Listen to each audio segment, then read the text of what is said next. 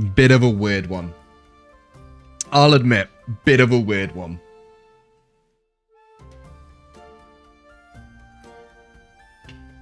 How we doing, Catnug? Emma?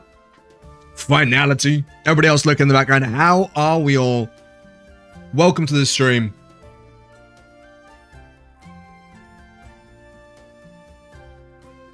Randy Marsh? That's the one. Randy Marsh. Do you know what?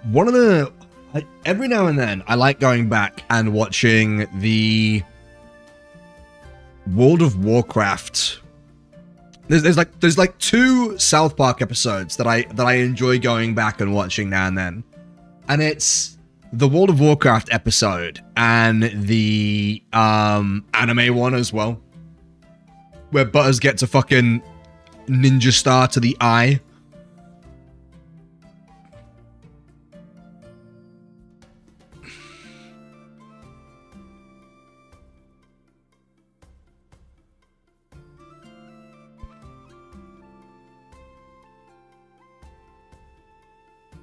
But I haven't gone back and watched them in fucking time.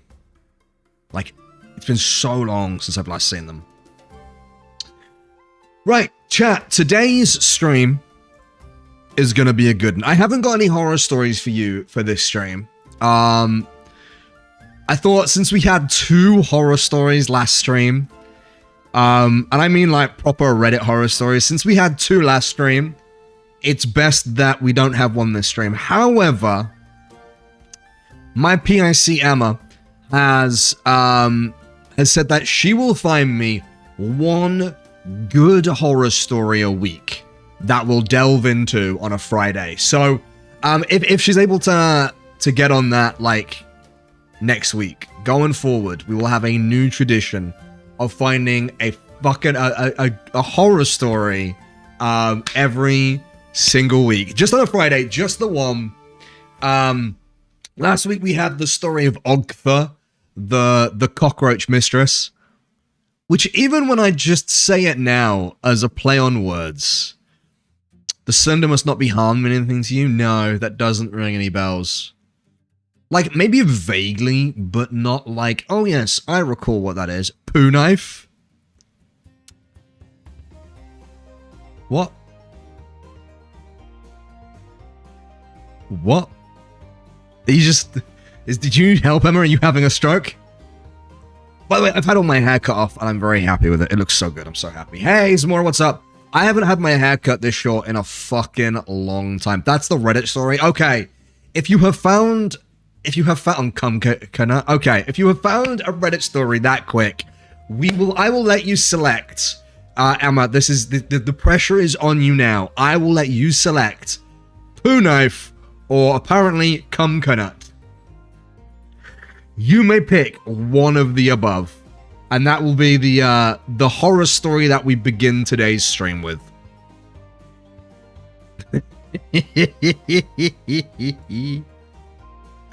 Oh god.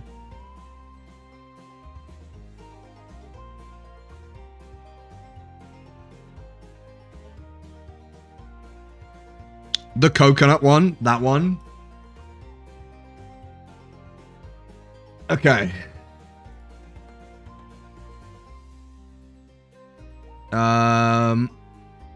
Okay, I've got a hair. It's a short story. It's not too long. It's not too long, but we will get in it. Music. We're gonna shh the music for a second. Okay. You guys ready? I'm working on my narrative voice, but hopefully we should be good to go. Okay. Okay. Today I fucked up didn't happen today, but quite a few years back. Settle in, children, for I am about to begin. Anyway, around 8 years back, I lived in northern Mozambique, a coastal Southern African country with quite a warm climate. My mother at the time was going through a health nut phase and only buying foods she deemed healthy enough. One of these was coconuts. She would buy several coconuts a week to use in food from the local market. Anyway, being a horny teenager, I fapped in regular intervals. Unfortunately, there was some severely stressful examinations coming up for me, and as such, my fapping reached a higher peak than usual, and I was feeling pretty sexually frustrated. One day, I hear that my mother is going to be out for pretty much the entire afternoon. Horny me decides that it would be a fantastic idea to fuck a coconut. We've all been there. Honestly, to this day, I can't fathom why I thought that would be a good idea, but my train of thought back then was clearly somewhat clogged. I end up grabbing the coconut drill and through 20-ish minutes of concerted effort, end up creating a hole large enough for me to stick my porker into. I decide it requires some lube and grab the nearest slippery thing, some butter, before shoving it into the coconut, followed shortly by my meat. I fuck the coconut and it actually feels pretty damn good, so I blow my load, shove the coconut under my bed, and continue about my day. For the next week, the coconut is my savior. Whenever I want to get off, I simply take it out and fuck it in its delightfully tight hole, made better each time by accumulating volumes of my semen and butter acting as a lubricant. It is heaven. Now, before I continue, I'd best mention that at the time our area was experiencing quite humid, muggy weather which exacerbated an already existing fly problem. Disgustingly fat, bloated flies were commonly found around our house, and the exterminators couldn't really do anything because it was a localized area problem that would go away in the winter. About a week and a bit after the initial coconut fuck, I had been using it pretty much every day since then, I began to notice a few more flies than usual, as well as an odd, unpleasant smell about my room.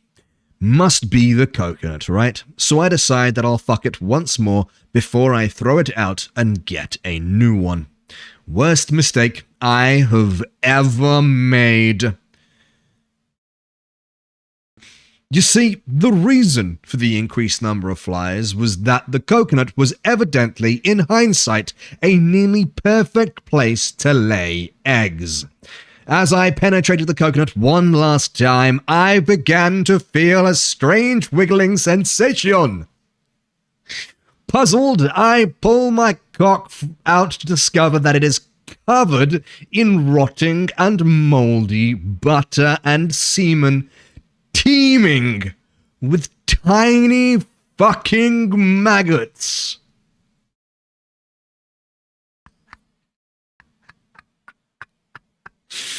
They were wriggling all over my dick head, and some were even trying to force their way up into my urethra. I screamed and threw the coconut against the wall, which made the situation worse by spilling the contents.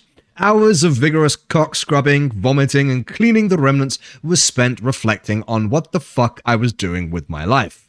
Never again. Never again. TLDR, don't fuck coconuts. Edit, Jesus Exploded, I think. I'm glad my maggoty experience made some people laugh, because I sure cry every time I think about it. Edit 2, rip inbox. Edit 3, thanks for the gold. It eases my shame a little. I'm thinking of doing an AMA for you more curious individuals, maybe if it hits 10k. It's quite uncomfortable to discuss though, as the visceral memories come back. Edit 4, my shame has never been this large. 47.1k upvotes. My story of coconut fucking is now permanently etched into Reddit's history. Lord save me. And there we have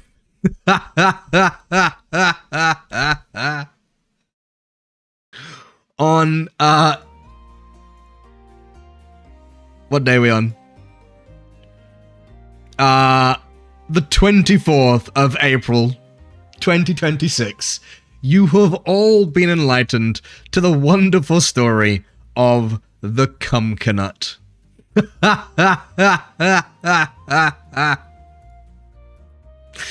Oh, yes. I love this new little...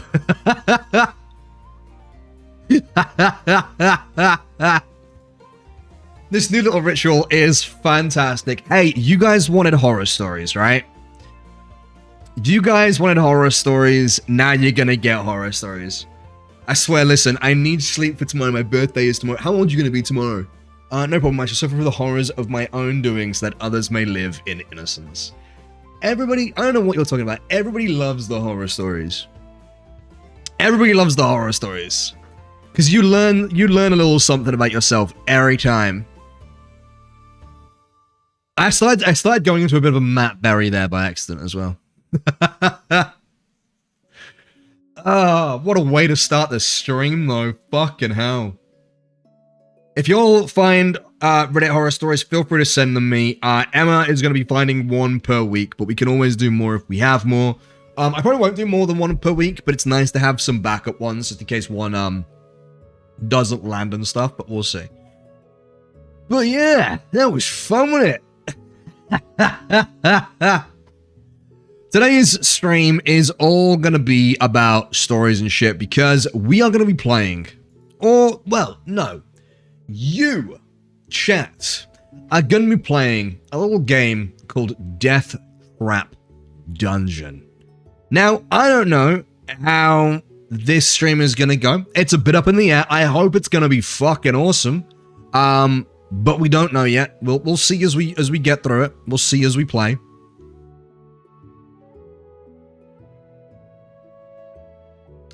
But I'll go into it a bit more detail. What are you doing for your birthday, Catnug? So today's stream is going to be, as I say, DEATHTRAP Dungeon. What it is a choose your own adventure story, right? So I will narrate the story as we go through it. You guys will make the character. You'll vote on all of the choices. And chat gets to choose if you survive DEATHTRAP Dungeon. It's like if you imagine a D&D adventure, but there's only one character, and it's you guys, it's chat, and you have to pick which option that you want to do. Can we kiss a hot vampire? Is there a hot vampire in it? Maybe. I think Sonya's a vampire, but I'm not sure. But you get to choose your options as you go through it as to whether you survive or not. It is notoriously fucking difficult. They made a video game about it, which kind of flopped. It kind of sucked, but it was like a 90s video game. And let me tell you one thing about the 90s, because I come from there. Most things kind of fucking sucked.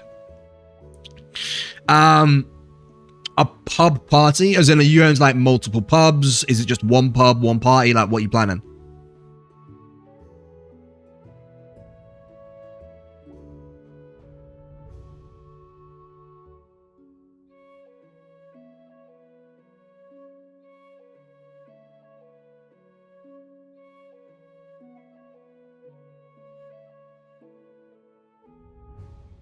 One pub with family and everything. Fuck yeah. How old are you gonna be? DEATHTRAP Dungeon. The game was it was the OG Rage game as far as I'm aware. It was like one of the OG Souls games, for lack of a better term. Will be a short playthrough? Could be. Could be an incredibly short playthrough. The reason we're playing this is I've been really getting into the RPG headspace. We start playing Baldur's Gate for the first time on stream on Sunday. Not really comfortable. Hey, that's fine. That's fine. Don't worry about it. I appreciate you saying, but that's fair. The stream is rated 18. So I'm just gonna fucking assume. But yeah, so we are 78. Gotcha. Pensioner. So yeah, I'm going to be playing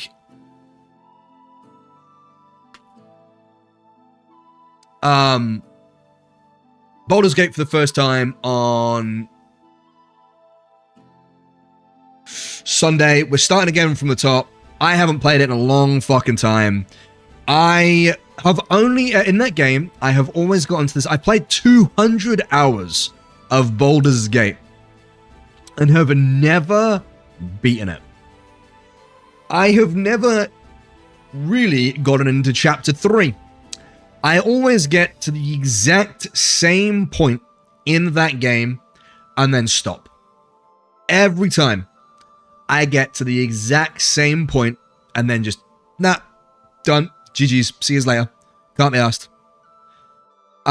So we are going to be playing Baldur's Gate until, oh, hold on, no, I need to stop that. We are playing Baldur's Gate until Wild Heart Beta begins, and then we'll jump on the Wild Heart Beta, and depending on how Wild Heart Beta is, because there's every chance that the beta might be a little bit finicky, might be a little bit unfinished, maybe something that we can't get that much from to begin with. So if that's the case, we're then going to jump back into Baldur's Gate 3. Chat will have options to, like, I don't know, what is it that Twitch chat does in terms of integrations?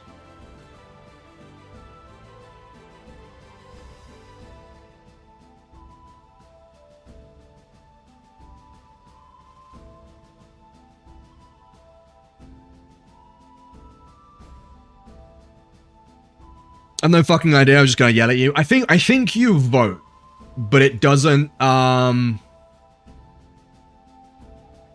think you vote, but it doesn't like lock in. I think it's just like, oh, okay.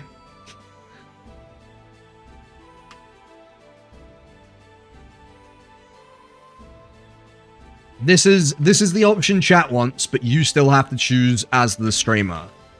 A soft vote like Brexit. Yeah, but it causes less destruction than Brexit. Oh, oh man yells at Cloud. Yeah.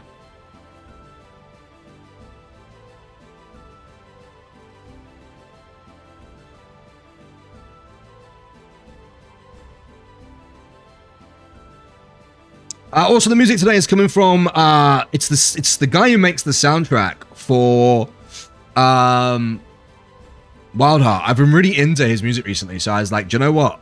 I fuck with this.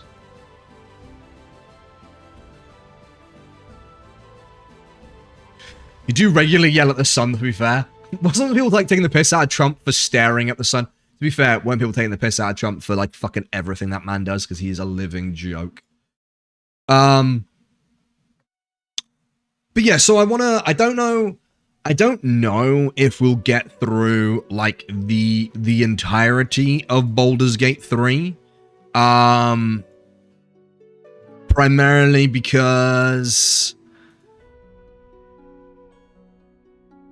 because Wild Heart is going to be something that I want to make so much content about. We may end up switching to that. What I might like to do is kind of do both, see if we can juggle both, and so I don't burn out playing Wild Heart. So maybe we'll have Baldur's Gate Sundays, and then we'll go back to Wild Heart for like the Fridays and the Wednesdays, and then back again. We'll see how it goes. We'll see how in-depth the beta is. We'll see how much we can get from it, and we'll see how things go. If you have no idea what I'm talking about, by the way, over on YouTube, I've got a brand new video come out. It's one of my best videos yet. It's doing absolute fucking numbers thanks to the amazing community behind the game and behind me myself, to the point where the devs of the game actually reached out and wanted to endorse the video that I'd made for their game, which is the first endorsement I've ever had on my YouTube channel. It's fantastic. This video has surpassed all expectations, breaking well into the 4 digits faster than any other video has. If you haven't yet watched the video, or even if you have, go and watch it again. Go and comment again. Go and hype the video, because apparently that does something on YouTube. I don't know what. It's only like a short, like 13-minute video, 15-minute video of what Wild Heart actually is, what to expect. Go and give it some love. I would hugely appreciate it. It's been doing really, really well. I want it to do even better, so I can turn around to the devs and be like, yo, check this shit out. And I'm very, very excited for the game. Like, very, very excited for the game.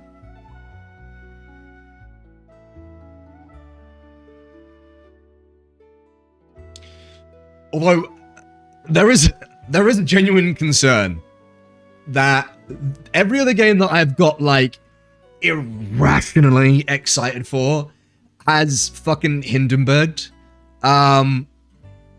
Which I realize now is perhaps a bit of an old metaphor. Hindenburg, big balloon, boom.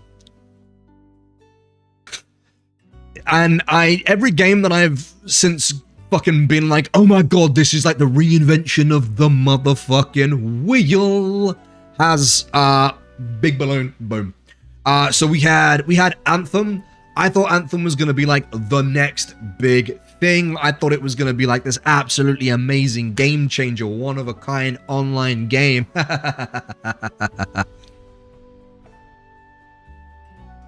Fuck me, man. It nearly cost the end of BioWare. And then they followed up with, you know, that amazing Dragon Age.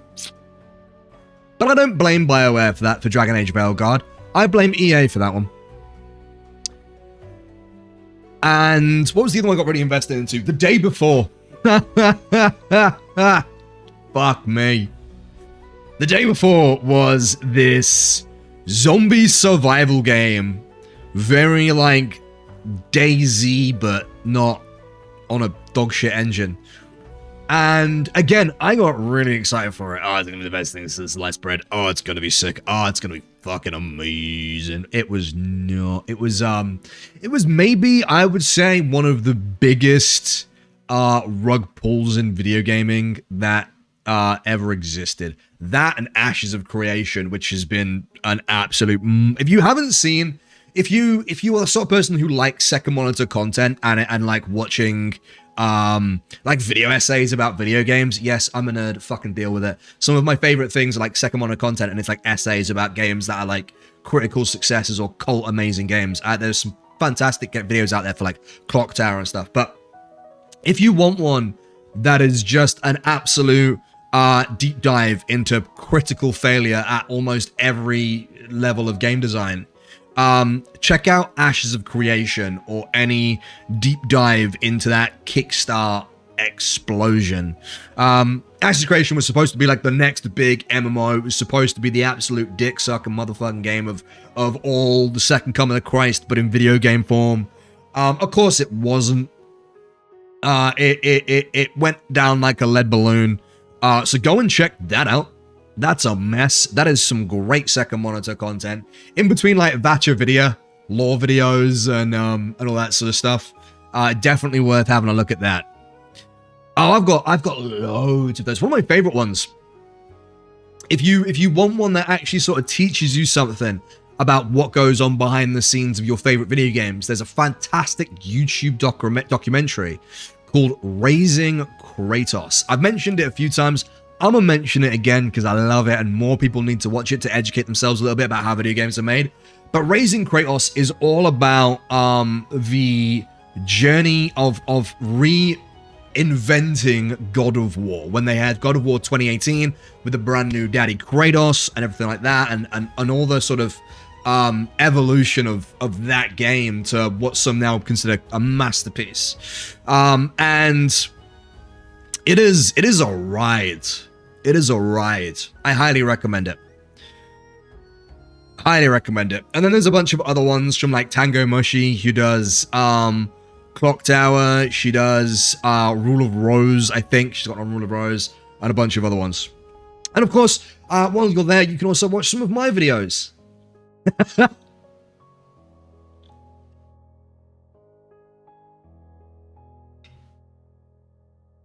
Ugh. But anyway, chat, I'm just waiting for some people to get here and arrive and for things to fill out before we jump on to check it out. Do you know what? We can probably just jump onto it now. Let me see if I can find it real quick. Hey, Mega Man Pig, what's up? Okay, hold on. Let me just, I'm gonna kill my music and we'll boot the game music. See how that works. How you doing, Man Bear Pig? You good? By the way, hey to everybody on YouTube and TikTok. Hopefully you're awesome. You will not be able to vote on this because it's Twitch chat only. I'm sorry. I'm sorry. I tried, but unfortunately, there's nothing I can do. The poll only works with Twitch chat. So, Yeah, I don't know what this thing is supposed to be. I've looked at this thing for like a good 5 minutes, and I don't understand what this thing is. I thought it was like a little dinosaur, but it's got loads of eyes all over its forehead, and it's got a scorpion's tail. So, yeah. Down in the twisting labyrinth of Fang, unknown horrors await you. Countless adventurers before you have taken up the challenge of the Trial of Champions, but not one has survived. Devised by the devilish mind of Baron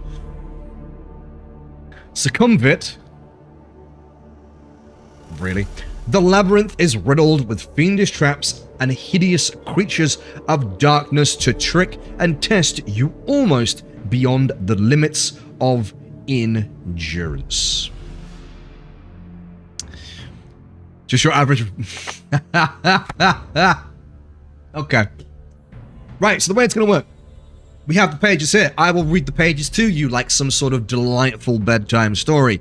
Then when it comes to a choice, I will pull up a poll, and you will basically get to pick an option. Wham! They're on the screen right now. You can type A, B, C, or D in chat.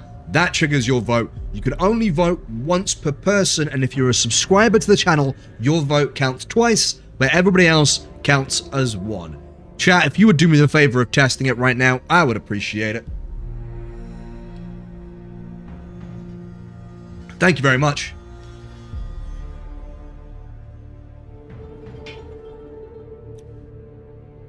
Cool, that works. I'm amazed at how many people. Options A, B, C, and D. 7. Are you sure you're not the Republican? I'm epic. Generally, I'll run these polls for like 1 or 2 minutes. I won't run them for too long. Just so... Oh wait, can I just do that? Aha! Good. Hey, Archer, what's up? I won't run the polls for too long, because we don't want to be stuck here absolutely waiting, but then we finish the poll, ta-da, polls are done, and then it vanishes, and that's how we vote. Can you guys hear the game, by the way? Does it sound okay? Okay. DEATHTRAP Dungeon is a fighting fantasy gamebook, an interactive adventure in which you are the hero. That's you, chat. You guys are the hero. You can only win by choosing the correct path, finding equipment, avoiding tracks, and surviving combat. You will need to be as wise as an owl, as cunning as a weasel, to triumph over the challenges ahead of you. Before embarking on your adventure, you must determine your own strengths and weaknesses with a series of dice rolls. You have been preparing for your quest by training yourself in swordplay to improve your skill and exercising vigorously to build up your stamina. Okay, it's as loud as most books should be. Before making your rolls, you must choose from one of 3 difficulty settings. This gamebook has been designed for optimum challenge on the Adventurer difficulty mode. For newcomers to fighting fantasy, we recommend Adventurer or Free Read modes. For experienced readers already familiar with printed versions of this game, we recommend Hardcore Hero mode. We're going to be doing Adventurer mode because that makes sense. So yeah, we're just going to do Adventurer mode because, yeah. I can't read. Well, that's fine, because I'm here reading it for you. We will all be back in your vote, I'll be honest. You have chosen the Adventurer difficulty mode. Before continuing, you must calculate your initial stamina. Your stamina score reflects your general constitution. Oh, by the way, for everybody who's on Twitch as well, we have a new channel points redemption, which is dice. You can roll the dice whenever you want for a couple of points. If you roll a nat 20, you win a prize. If you roll a critical failure, you get banned from chat for a little bit. So all you have to do is go to the bottom of chat. If you're looking at redemptions, there's roll the dice. So you can roll the dice and win a prize.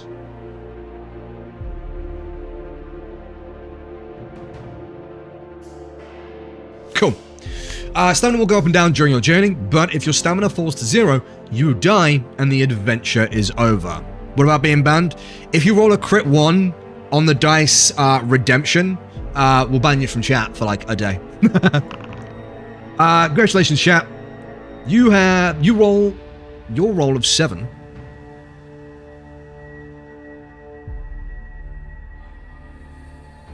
Plus a base of 12 means your stamina is 19. Cool. You got some pretty good stamina. You got like 19 health. That's a pretty good start. Your skill reflects your swordsmanship and general fighting experience. The higher, the better. Your starting skill is determined by rolling 1 die and adding 6 to the number. This is then entered in the skill box in your adventure sheet. Your adventure sheet can be accessed at any time using the menu at the bottom of the screen. That's not the fuck it.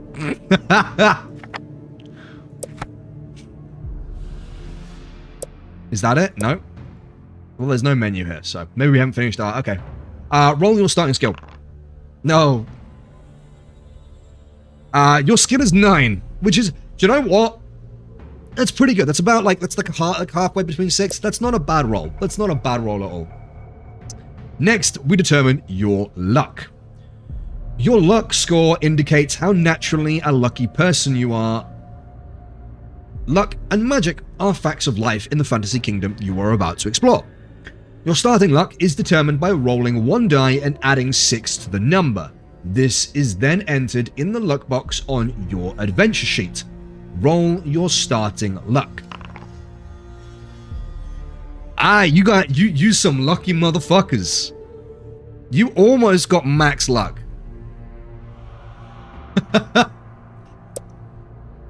Cool, and then you get to pick a potion, and this, chat, is where you're going to get your first choice.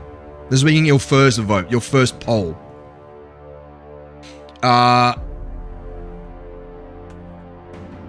Pick a potion. Skill. Strength. Fortune. You can now pick skill, strength, or fortune by pressing 1, 2, or 3, or typing in skill, strength, fortune.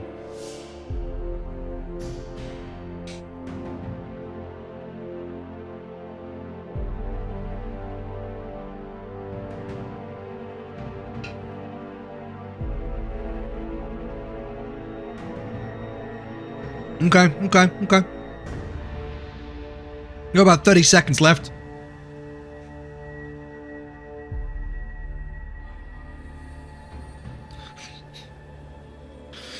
Why are you playing this, you lunatic? Ian Livingstone just wants to kill you. I'm not playing this. You're playing this, John T. This is chat plays Death Trap Dungeon.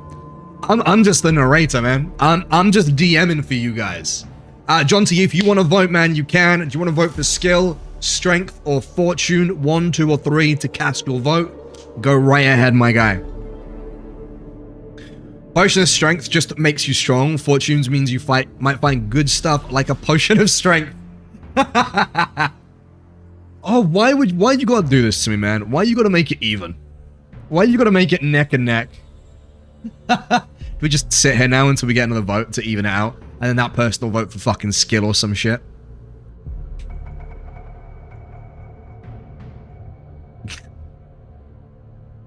We need a decider. Hold on, I'll get a dice. Hold on. Wait, I can't get a dice. There's no 3-sided dice. Alexa, pick between 1 and 3. This might answer your question. 1 plus 3 is 4. Why are you telling me what 1 plus 3 is? Flip a coin. Ah, good shout. Good shout. Good shout. Okay. Heads is strength. Tails is fortune. It's heads. Strength it is.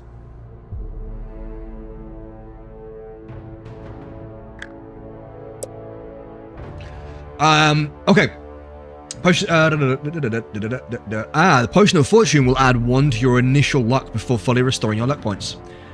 Cool. You begin your adventure with a sword, leather armor, and a black...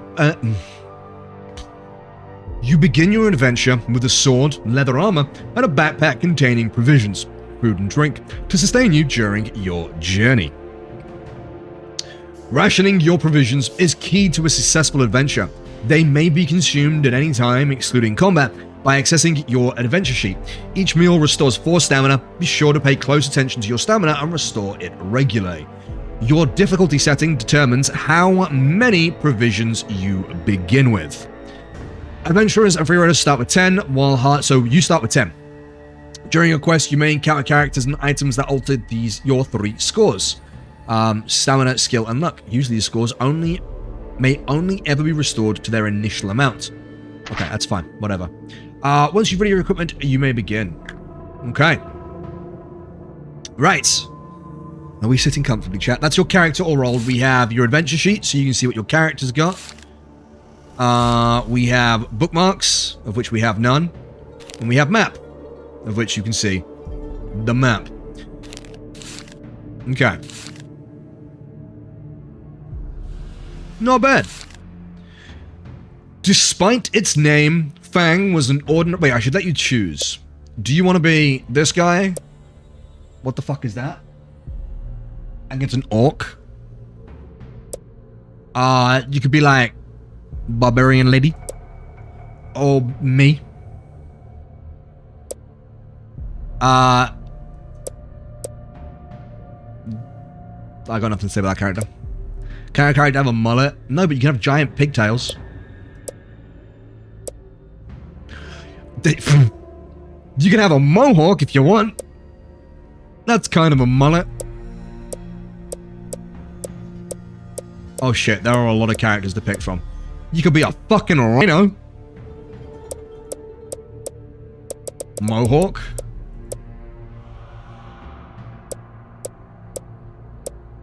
Need the intimidation factor up. Well, what about a bowl cut? How about a bowl cut with a mullet? I think that's a twofer right there. Why is it always a mohawk? What about a less? I want a less hawk. I'll get fucked. Who invited this person? Okay. Despite its name, Fang was an ordinary small town in the northern province of Chiang Mai, situated on the banks of River Kok. It made a convenient stopover for river traders and passengers throughout most of the year. A few barges, rafts, and even a large sailboat could usually be found moored to Fang. But all that was long ago, before the creation of the Trial of Champions. Now, once a year, the river is crammed with boats as people arrive from hundreds of miles around, hoping to witness the breaking of an ancient tradition in Fang and see a victor in the trial. Each year, warriors and heroes come to Fang to face the test of their lives. Survival is unlikely, yet many take the risk, for the prize is great. A purse of 10,000 gold pieces and the freedom of Chiang Mai forever. However, to become a champion is no easy task. Some years ago, a powerful baron of Fang called Sumkavit decided to bring attention to his town by creating the ultimate contest. With the help of the townspeople, he constructed a labyrinth deep inside the hillside behind Fang, from which there was only one exit.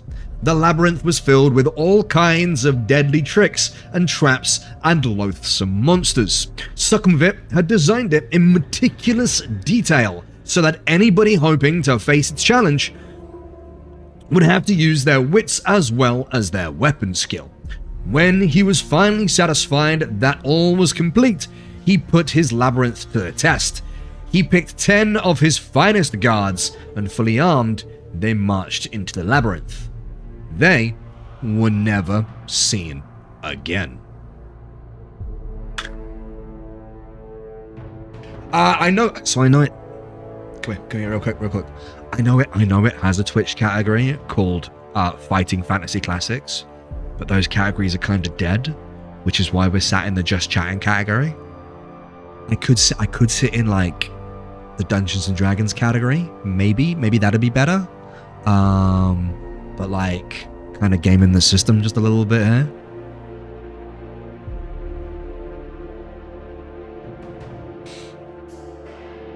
The tale of the ill-fated guards soon spread throughout the land, and it was then that Sukhumvit announced the first trial of champions. Messengers and news sheets carried his challenge: 10,000 gold pieces and the freedom of Chiang Mai forever to any person surviving the perils of the labyrinth of Fang. The first year, 17 brave warriors attempted the walk, as it later came to be known. Not one reappeared. As the years passed and the trial of champions continued, it attracted more and more challengers and spectators. Fang prospered and would prepare itself for months in advance for the spectacle it hosted each year. It helps if I could read in a fluent manner. The town would be decorated, tents erected, and dining halls built. Musicians, dancers, fire eaters, and illusionists, and every sort of entertainer hired, and entries registered from hopeful individuals intent on making the walk. The week leading up to the festival found the people of Fang and its visitors in wild celebration. Everybody sang, drank, danced, and laughed until the day of the trial broke. And the town thronged to the gates of the labyrinth to watch the first challenger of the year step forward to face the trial of champions. Having seen one of Sukhumvit's challenge flyers nailed to a tree, Chat decided that this year they would attempt the walk. For the last 5 years, Chat has been attracted to it, not for the rewards, but for the simple fact that nobody has ever yet emerged victorious. Chat intends to make this year in which a champion is crowned. Gathering up a few belongings, Chat sets off immediately. Two days walk takes you west to the coast, where you entered the cursed port Black Sand. Wasting no time in that city of thieves, you buy your passage on a small boat sailing north to where the River Cock meets the sea. And from there, you raft upriver for 4 days until you finally arrive in Fang. The trial begins in 3 days' time, and the town is in almost hysterical mood of excitement. You register your entry with the officials and are given a violet scarf to tie around your arm, informing everyone of your status. For 3 days, you enjoy Fang's greatest hospitality and are treated like a demigod. During the long merriment, you almost forget your purpose in Fang, but the evening before the trial, the magnitude of the task ahead begins to dominate Chat's thoughts. Later, Chat is taken to a special guest house and shown to their room. I can't keep saying that. There is a splendid 4-poster bed with satin sheets to help Chat rest. But there is little time left for sleep. Can be walking to places. You can't just segue everywhere. Just before a trumpet call awakens Chat from a vivid dream of flaming pits and giant black spiders, minutes later, there is a knock on your door, and a man's voice rings out saying, "The challenge begins soon. Please be ready to leave in 10 minutes. You climb out of bed, walk over to the window, and open the shutters. Already people are thronging the streets, moving quietly through the morning mists, spectators on their way to the labyrinth, no doubt, hoping to find good vantage points from which to watch the competitors. You turn away and walk over to a wooden table, on which your trusty sword lies. What are we naming the sword, chat? You pick it up and cut the air with a mighty sweep, wondering what beast's sharp edge may soon have to meet. Then you open the door into the corridor. A small man greets you with a low bow as you emerge from your bedroom. "Please follow me," he says. Poop sword, didn't we just have that one? Filbert. Filbert the sword. He turns to his left and walks quickly towards the stairs at the end of the corridor. Leaving your guest house, he darts down narrow alleyways between houses, and you have to walk quickly to keep up with him. Soon you come into a wide dirt road lined with cheering crowds. When they see your violet scarf, they cheer even louder and start showering you with flowers. The long shadows cast by the people in front of you shrink as the bright yellow sun rises higher in the morning sky. Kenneth? No, that's your shield. Kenneth and Filbert. Standing there in front of the noisy and vibrant crowd, you feel strangely alone, aware of your coming ordeal. Suddenly, Chat feels a tug on their shirt, and you see a small guide eagerly beckoning you to follow him. Ahead, you see the looming hillside and the dark mouth of a tunnel disappearing into its inner depths. As you get closer, you notice two great stone pillars on either side of the tunnel entrance. The pillars are covered with ornate carvings, writhing serpents, demons, deities, each seeming to scream a silent warning to those who would pass beyond them. Does anybody else find it a little bit weird that this giant crowd has gathered to watch you fuck off into a tunnel? They can't watch you inside the place, but they can watch you disappear into it. By the way, the dice is ready to be rolled again if you're watching on Twitch. You see Baron Succumvit himself standing by the entrance, waiting. Because they don't have TV. I know, right?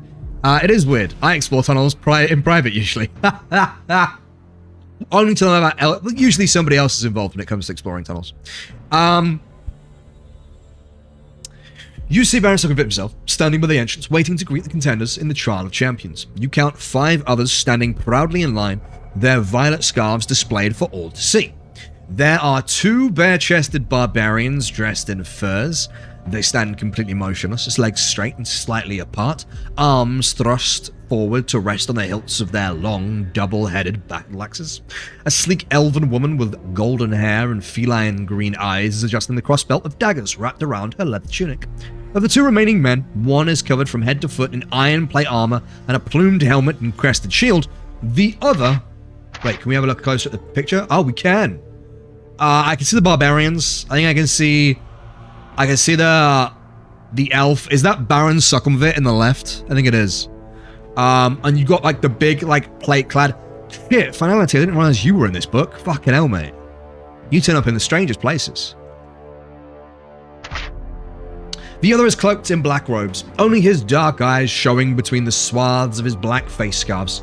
Long knives, a wire garrote, and other silent death weapons hang from his belt. The 5 contenders acknowledge your arrival with almost imperceptible nods of the head, and you turn to face the exuberant crowd for the last time. Suddenly, a hush falls over the crowd as Baron Succumvit steps forward, holding 6 bamboo sticks. You draw one from his outstretched hands and read the word 5th. Then the child begins. The trial begins. The knight is first. He salutes the crowd before disappearing into the tunnel and is followed half an hour later by the elf. Next goes a barbarian and then the dark assassin. Now it is your turn to salute the crowd. Holding your violet scarf aloft, you take one final deep breath of cool, fresh air before turning to pass between the stone-pillared gateway into Succumvit's corridors of power to face unknown perils on the walk through the mighty Baron's death trap dungeon. Ooh.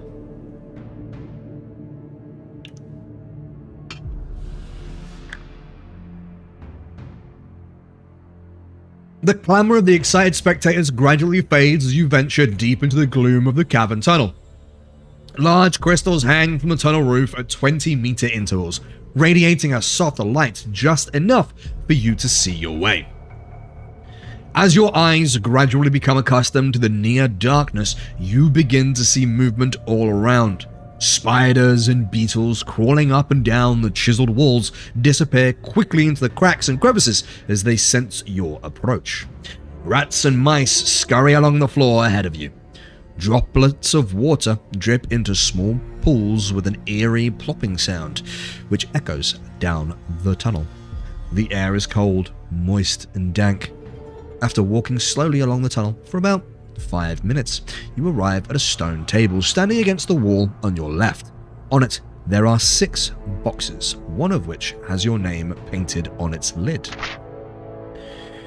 If you wish to open the box, turn... okay, chat, do you open the box or continue walking north?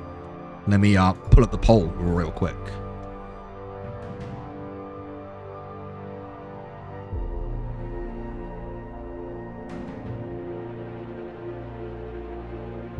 And there's the poll.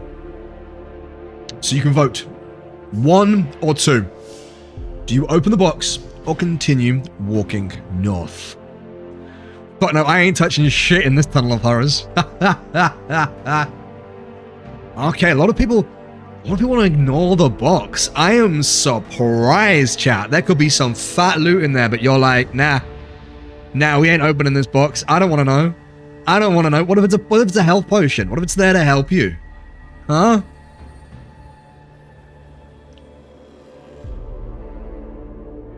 The box will eat us. Set the box on fire. Not an option, unfortunately. That's such a D&D party thing. That's such a D&D thing. You could open the box or you continue ahead. But what if we set the box on fire? Well, I mean, yeah, you could do that, I suppose.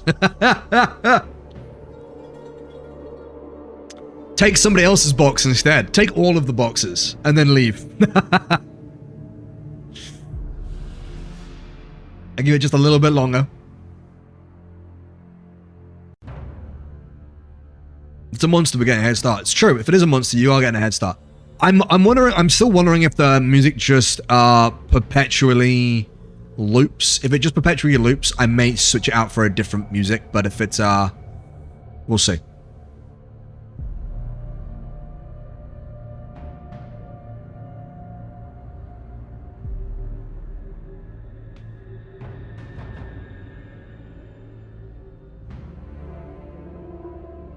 Okay.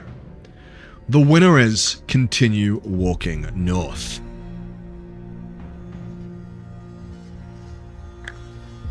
After walking down the tunnel for a few moments, you come to a junction. A white arrow painted on one wall points west. On the floor, you can see wet footprints made by those who entered before you. It is hard to be sure, but it looks as though 3 of them followed the direction of the arrow, while 1 decided to go east. Chat, do you go west or east?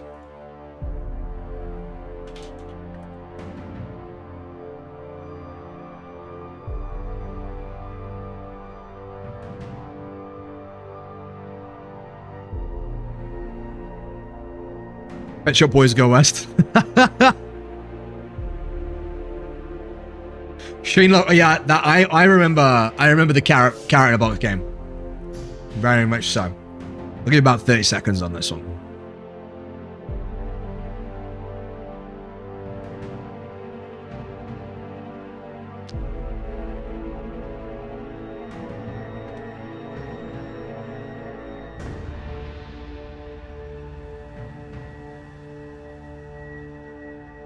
The winner is Go West. Go West. Following 3 sets of wet footprints along the west passage of the tunnel, you soon arrive at a junction. If you wish to continue west following the 2 sets of footprints, or north following the 3rd set of footprints. So we got west or north next. Go west. Go north. Bosh. I'll do this another like 30 seconds.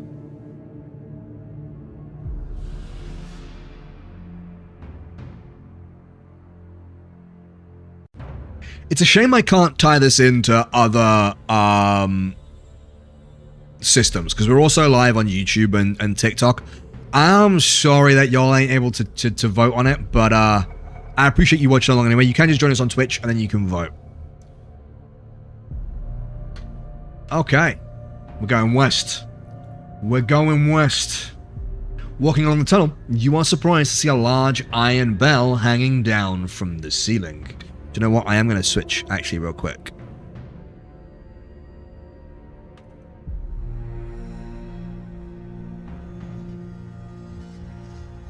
is there a Dungeons and Dragons? Or is it board games? Tabletop RPGs? Is it board games? I don't know if we will put what category people do for Dungeons and Dragons and stuff like that. Right. Walking along the tunnel, you are surprised to see a large iron bell hanging down from the ceiling. Do you ring it, or do you walk around it and continue west? Ring the bell, or walk west. This might just be the doorbell. You never know.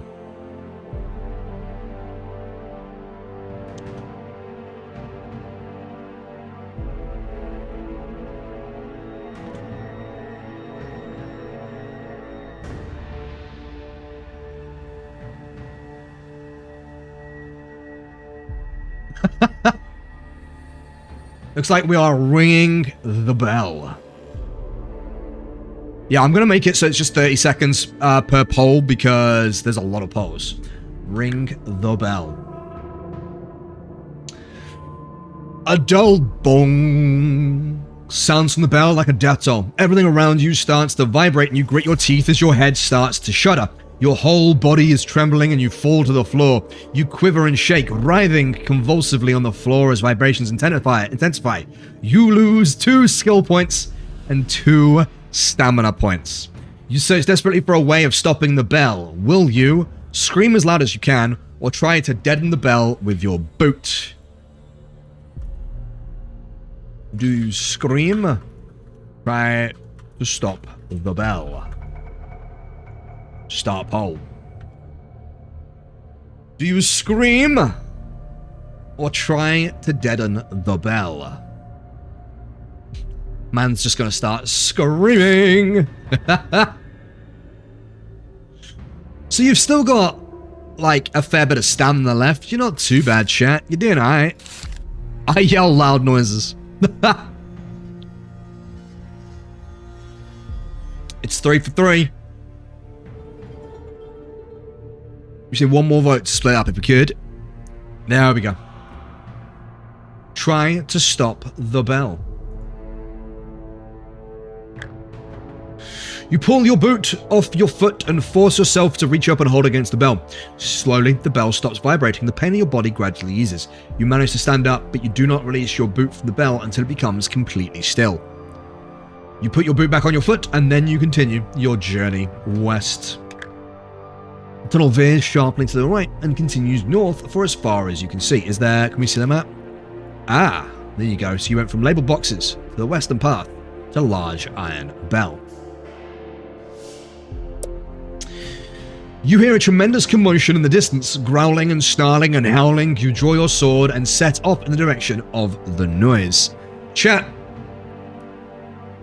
if you want, by the way, I will let anybody at any point type provisions or heal or whatever, and we will use provisions, okay? I give that control to fucking anybody. Just shout provisions or heal or whatever, and then I'll trigger a heal. But otherwise, we'll just keep going. And don't forget, you can roll the dice. The D20 is ready to go if you're looking at channel points. There you go, Ridrix.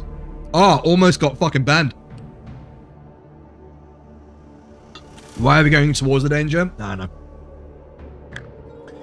What the actual fuck is that? Oh, it's like 2 imps fighting. I'm certain that we had these 2 in work today. Ahead in the dim light. By the way, Redrix, nice to have you here. Appreciate it. Everybody else lurking in the background. Glad you're here. Feel free to vote on the polls. Ahead in the dim light, you see 2 hobgoblins fighting, punching and kicking each other furiously. There is a leather bag lying on the floor, and it seems to be that that they are fighting over. Do you try to talk to them, attack with your sword, or try to slip by unnoticed? I should put that on the... no, because it minimizes the game anyway. Okay, cool. Do you talk to them, Attack. Slip by unnoticed. Boom. 1, 2, or 3. Vote when you're ready.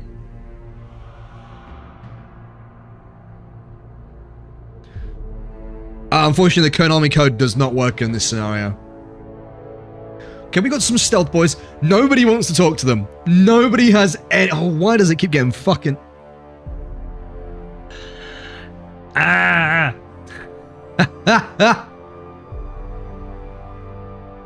Oh, it's always neck and neck. Wait, I've just remembered. I can vote as well. Never mind, it's not neck and neck anymore. Sweet. We are attacking them. The hobgoblins are unprepared for your attack. You are able to kill the first one before he can draw his sword. You turn to face the remaining hobgoblin who snarls at you. You must fight. If you win, turn to 9. If you decide to go on defeat 2. Okay, so we fight.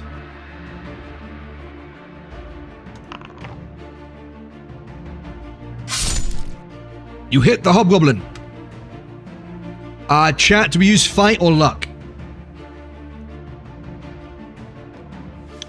I think we use a point of luck and you just win. Fight. Ooh.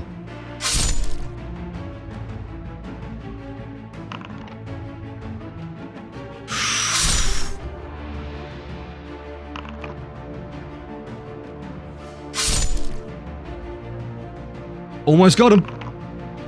You win. Congratulations, chat. You've won your first fight. Proud of you. If you win, turn to 9. Heal. We've had a heal. Oh, fuck. There you go.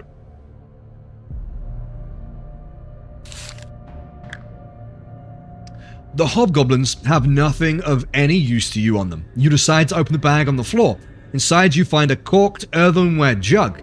You uncork it and sniff the liquid inside. It smells sharp and acrid. Do you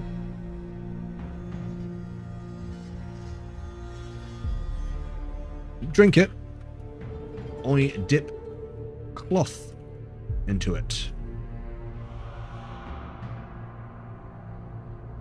The poll is ready. 1 for drink it, 2 to dip a cloth into it. I'm glad. Some people are like, fuck it, we ball, just drink it. Just drink it. Let's go. Victory drink. Victory drink. Yum. Acid. My favorite.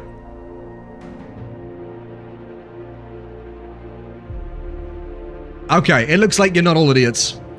We're going with dip a cloth into it. Acrid smoke rises from the jug as you lower the cloth into it. The liquid is unmistakably acid. You recork the jug and place it in your backpack, hoping it may be used later. You sheath your sword and press on northwards.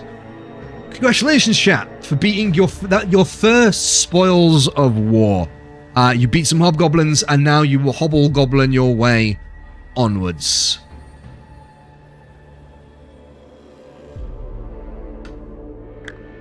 The tunnel soon takes another sharp right. Following it east, you arrive at a strange obstruction. A line of 12 wooden poles across the tunnel.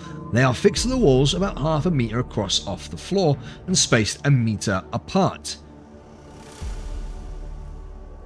Okay, do you step between the poles, step across the poles?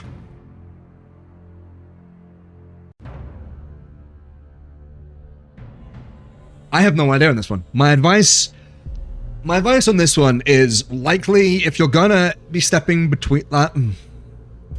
Part of me's like stepping across the poles seems like, why would that be an option? Is that a red herring? Dance on the pole? Somebody come get her. She's dancing like a stripper. I can't go over it. Can't go under it. Oh no, we gotta go through it. You don't know it was bad. Orange juice is acid as well. Different. I mean, he's got me there, boys.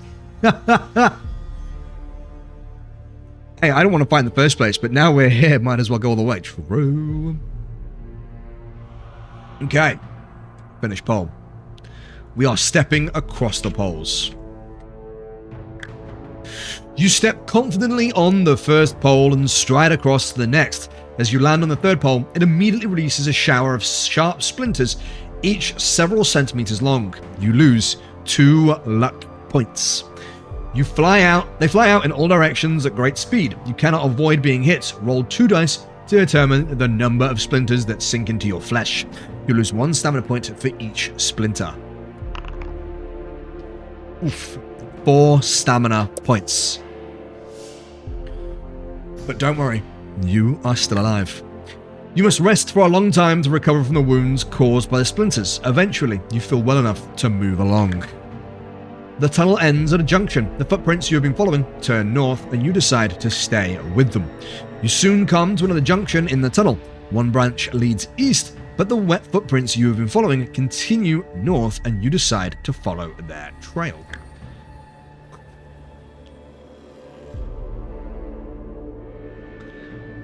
Apparently just my mod team is just in this game.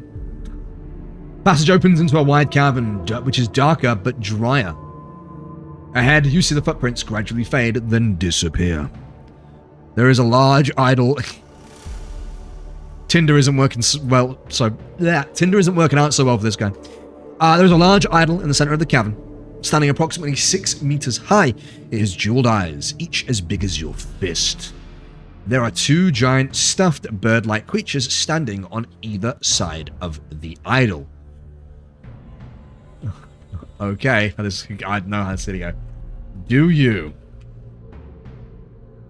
take the jewels or walk through the cavern?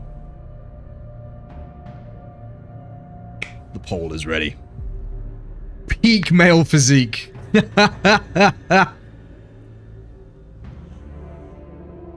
Okay, we're neck and neck. Always neck and neck.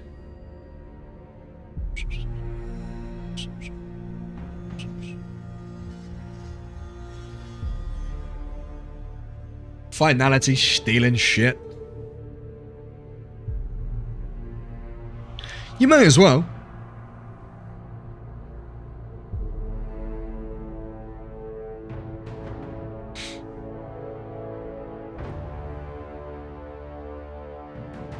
Since you're there.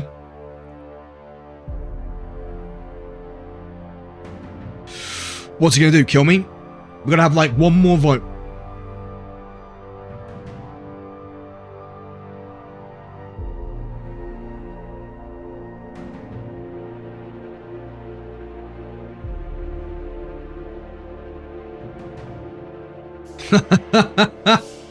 The one more vote fucking got you killing it. Hold on, let me just give me 2 seconds while I look something up very quickly.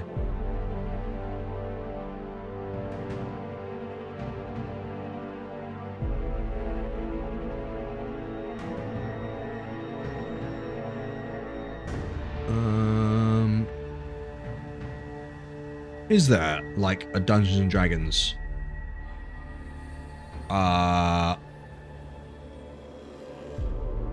The dice is ready. Is there like a Dungeons and Dragons thing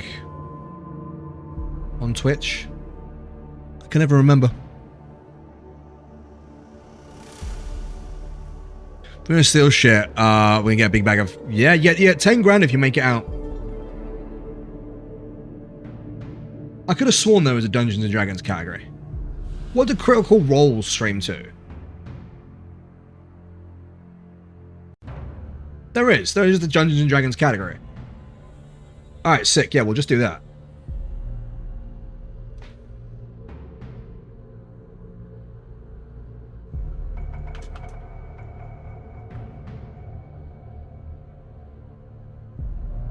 I think it's that one. Boom. Better. Finish poll. The jewel could be needed for something later. Remember the book written back in the days of fuck you? It's You're not wrong. So we are stealing the jewels. We are stealing the jewels. Okay. The idol is very smooth and will be difficult to climb. Do you have any rope? You do not. Slowly and carefully you begin to climb the idol. Slowly and carefully you begin to climb the idol. You are about to grab hold of its large ear when suddenly your foot slips. You are lucky. You need a luck score of 9 or below. You roll a luck score of 4. Oh wait, do you need to have lower luck? Oh, well, go. You just managed to grab the idol's earlobe and regain your footing. You scramble over its face and sit down. You sit on its face and sit down the bridge of its nose. You draw your sword and consider which jewel eye to prize out first, left or right.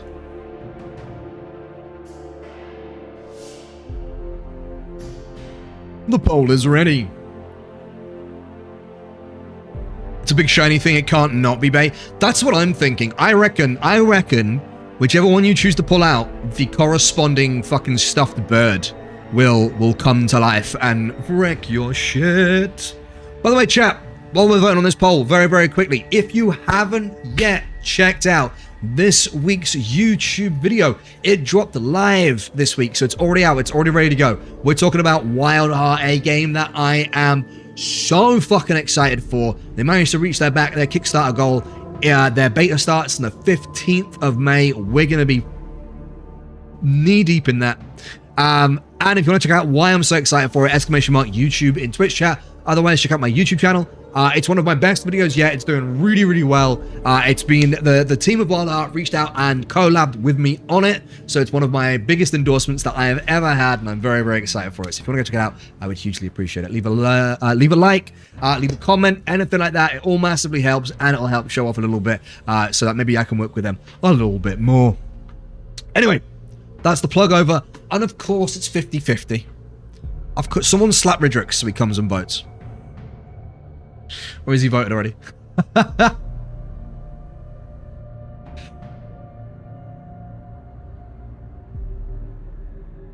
Right. Bosh.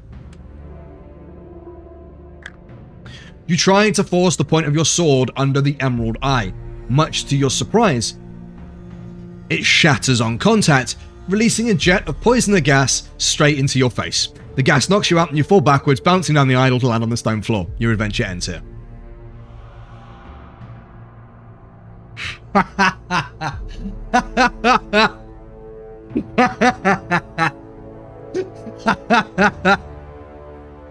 Well. The end.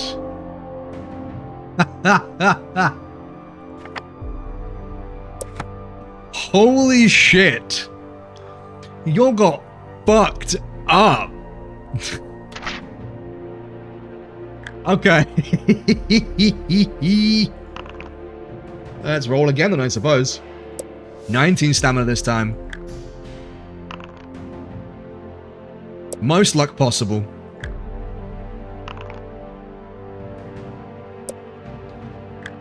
We'll grab the strength one again. And then begin. We will skip straight to the contest, which is this one. Can I bookmark this page? Oh, no. Can I bookmark here?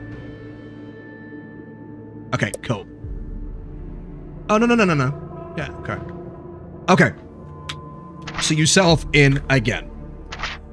We are back at the boxes, chat. We are all the way back at the boxes. You want a good luck healed or start off the adventure? Our nervous chat. Well, for fuck's sake. Eats one of their provisions immediately. Can I just grab it from the bottom? Nah, that's a shame. Okay, so do you walk north or do you open thine box?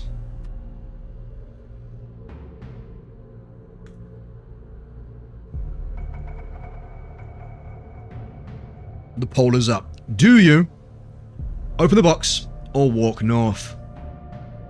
Fuck it, we ball. You mean fuck it, we box.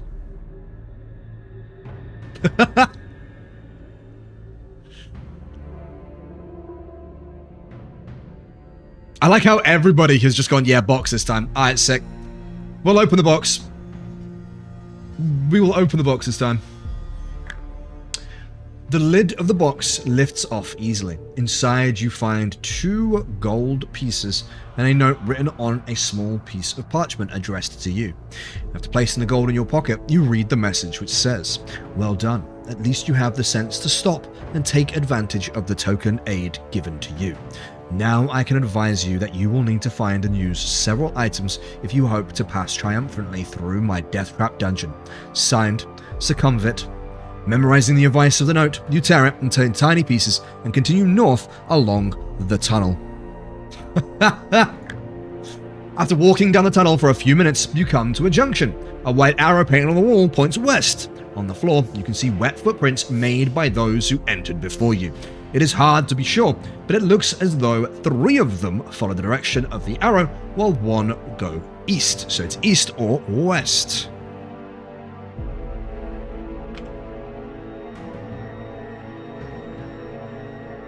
Go east, go west. The poll is ready.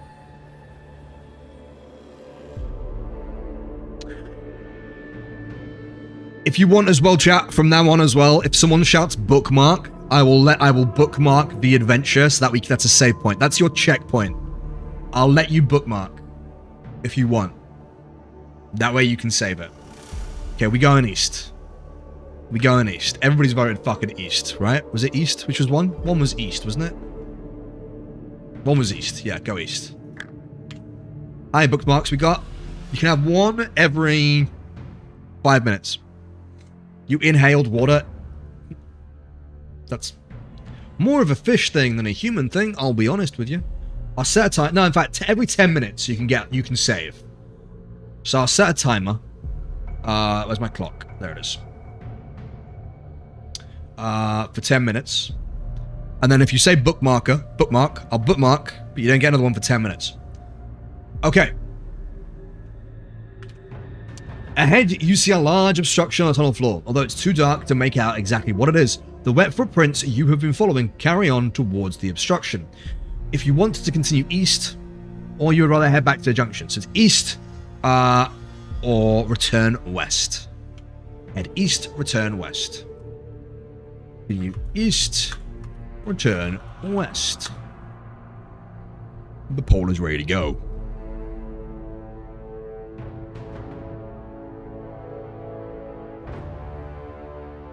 Actually, no, fuck the timer. You get 5 bookmarks. Easy. Easy peasy. You get 5 bookmarks. And keep it at that. Are we there yet? My legs are getting tired. Well, you would have maybe got there if you hadn't have died. Okay, we're going east. You see that the obstruction is a large, brown, boulder-like object.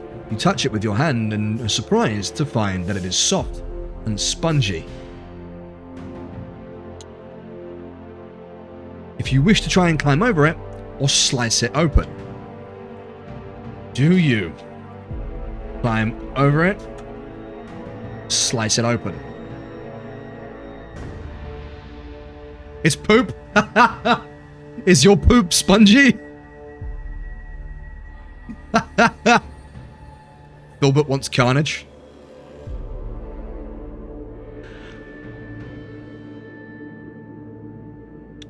The dice is ready.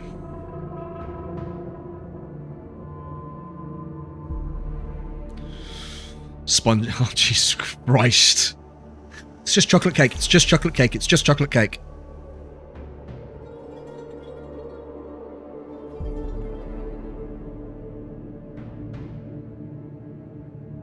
Okay. Ooh.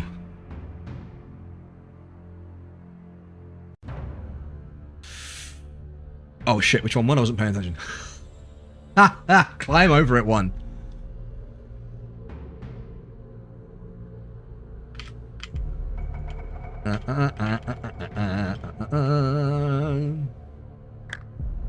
You clamber on to the soft boulder, half expecting to be engulfed by it at any moment. Getting over it is difficult as your limbs sink into its soft casing. But eventually, you manage to struggle over it. Relieved to be back on firm ground, you head east. Congratulations, you're across it. The tunnel makes a sudden turn to the left and heads north for as far as you can see. The footprints you are following start to peter out as the tunnel becomes gradually drier. Soon you are beyond the dripping roof and the pools on the floor. You notice the air becoming hotter and you find yourself panting even though you are walking quite slowly. In a small recess on the left-hand side, you see a section of bamboo standing on its end. Lifting it down, you see it's filled with a clear liquid. Your throat is painfully dry and you feel a little dizzy from the heat in the tunnel. Fucking hell. Do you drink? Move on. Do you drink or do you feck it? Bookmark? Okay. Bookmark. We bookmark. You have been bookmarked. You have 4 bookmarks left. Do we drink or do we feck it?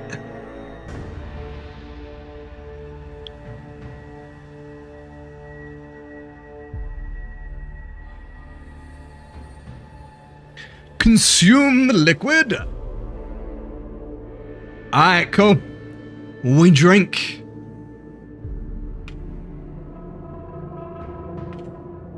Drink. The water in the bamboo pipe is welcomely refreshing. You gain 1 stamina point. It also contains a magical solution which will enable you to be exposed to melting point temperatures without harm. Discarding the bamboo, you start off north again in good spirits. It was magical Red Bull. It wasn't just Red Bull, it was magical Red Bull. The temperature continues to rise and you find yourself dripping with sweat. As you struggle on, the heat intensifies until it feels like a white heat and becomes so unbearable that you begin to pass out. If you drank the liquid from the bamboo pipe, turn to 25. While the temperature in the tunnel is higher than you could normally tolerate, the liquid from the bamboo pipe keeps you alive. Congratulations, chat, you made it through what was quite clearly another death trap. Mercifully, the temperature now starts to drop rapidly, and soon it feels almost cool again. On the left-hand side of the tunnel is a closed door. There's a small iron plate in it, which might possibly slide open. Do you open the door, slide the plate, continue onwards?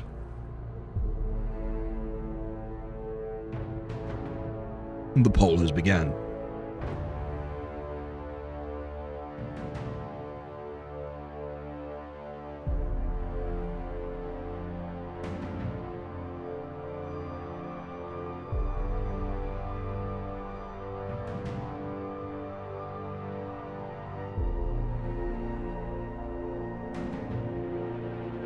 Kick door, not an option.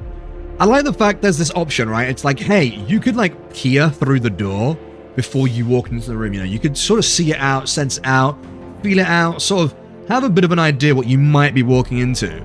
No, just open it. Fuck it. Just open it. Just open the door. What does it matter? You don't want to slide open the little window bit? Nah, fuck it. But if I open the door, I can see, do you know what? The logic, I fucking hate it. Door. Fine. We open the door.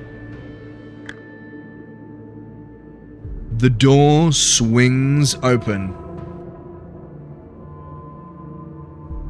into a small room. But before you know what is happening, you find yourself falling through thin air. There was a pit behind the door, which you did not see. You land heavily at the bottom and wince with pain. You lose 4 stamina. The pit walls are roughly chiseled and have plenty of toe and finger holes, so you are able to clamber out easily. You curse your own eagerness and tell yourself to be more careful in future when entering rooms. If you are still alive, continue. Inside the room, you see 2 iron hooks on the wall opposite the door. A coil of rope is hanging on one of them. You put it in your backpack, jump back over the pit to leave the room and head north.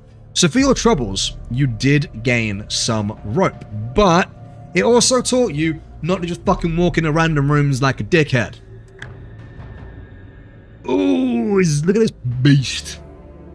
Flail, look, I've said it before and I'll say it again. Flails are underrated as fuck.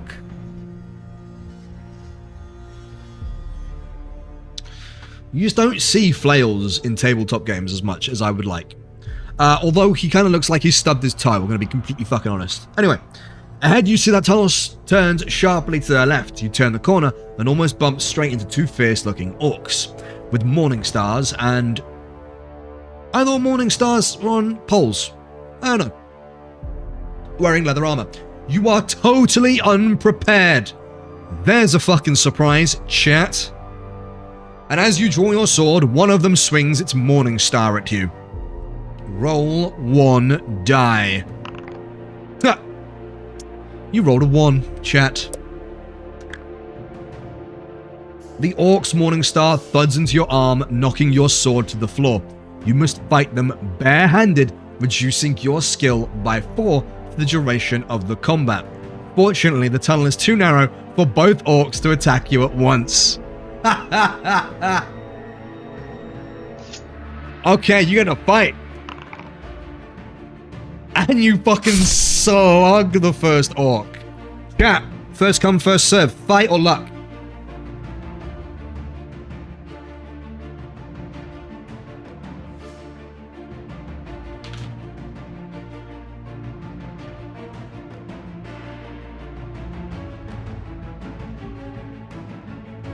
Luck. Okay. Oh, we got fight. Fight came first. Fight came first. Ooh. Chat, first come, first serve. Fight or luck?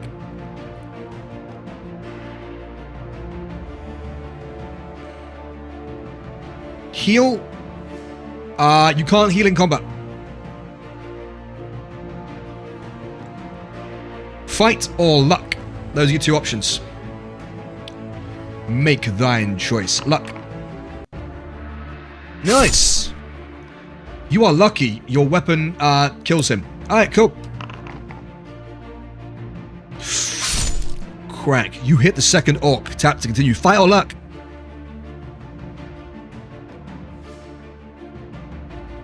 Fight.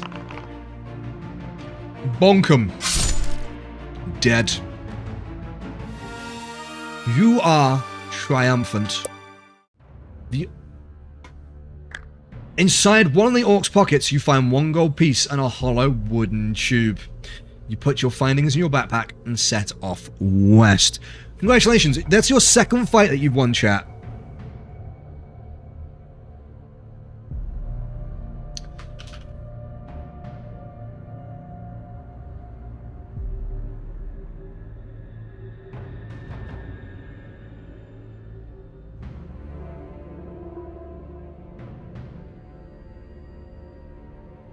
The sword was holding his back. Discard the relic of weakness. As you walk along, droplets of water again start falling from the tunnel ceiling. You see wet footprints made by the same boots. How come that dickhead didn't have to fight 2 orcs that you followed earlier? Heading west, the footprints lead to a closed iron door in the right-hand wall of the tunnel, but do not seem to go any further. Do you open the door or keep going west?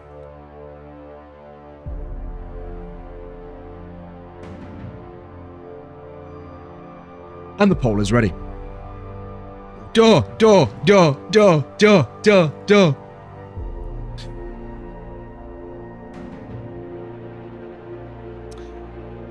Second door has got to be a trap, right? Who knows? Hey, Force, what's up, man? The dice is ready, boys. Okay. Got about another 30 seconds. Second door is a boat. It's not even that funny, it's just like fucking random.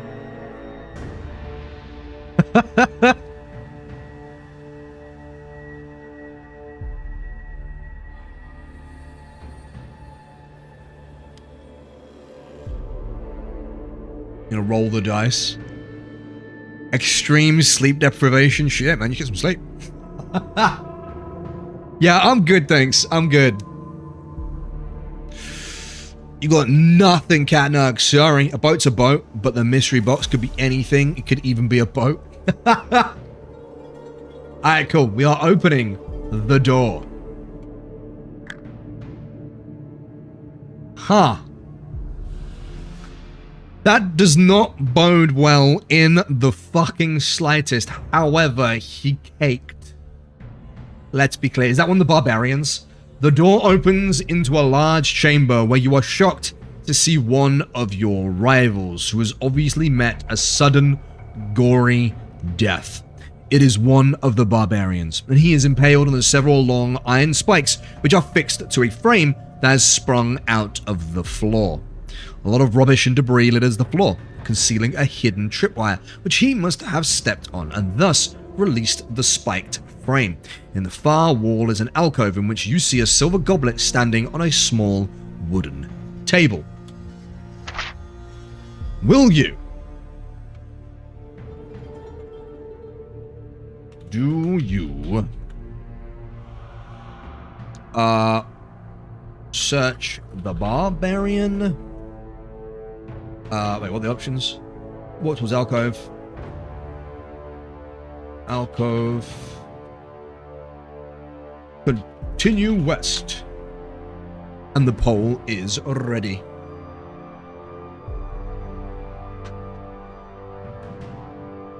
Loot, loot, loot, loot, loot, loot, loot, loot, loot, loot, loot.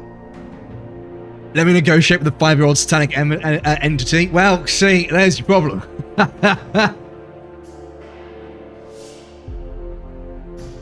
I'm sure it's fulfilling in other ways.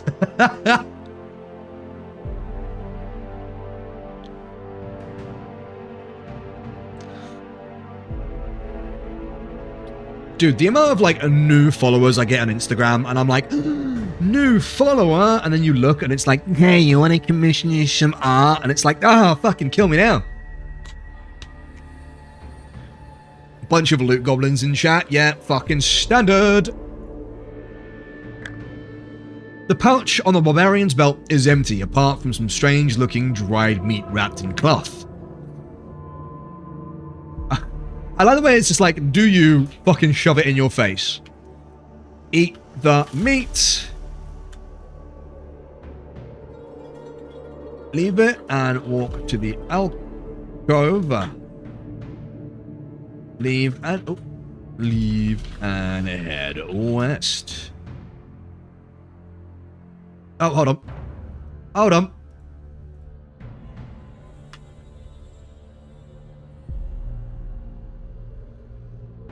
Boosh. Snackies. One does not become rich by not taking stuff off dead bodies every now and then.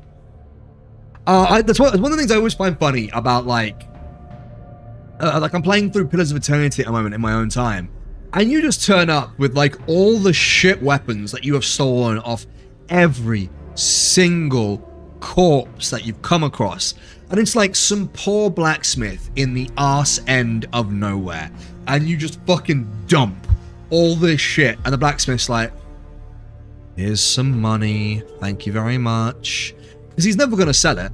He gets no other customers. Now he's just stuck with all this fucking broken weaponry and shit shields.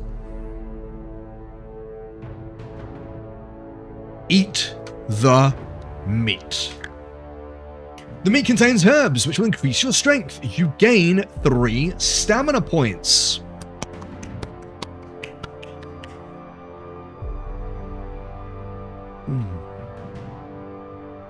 Do you walk to the alcove, leave and head west? Living on the edge is paying off. Yeah, eating random meats and walking through like locked doors, fine. Always eat meat from dead bodies, can confirm. It's his protein. He's barbarian. He's pure protein.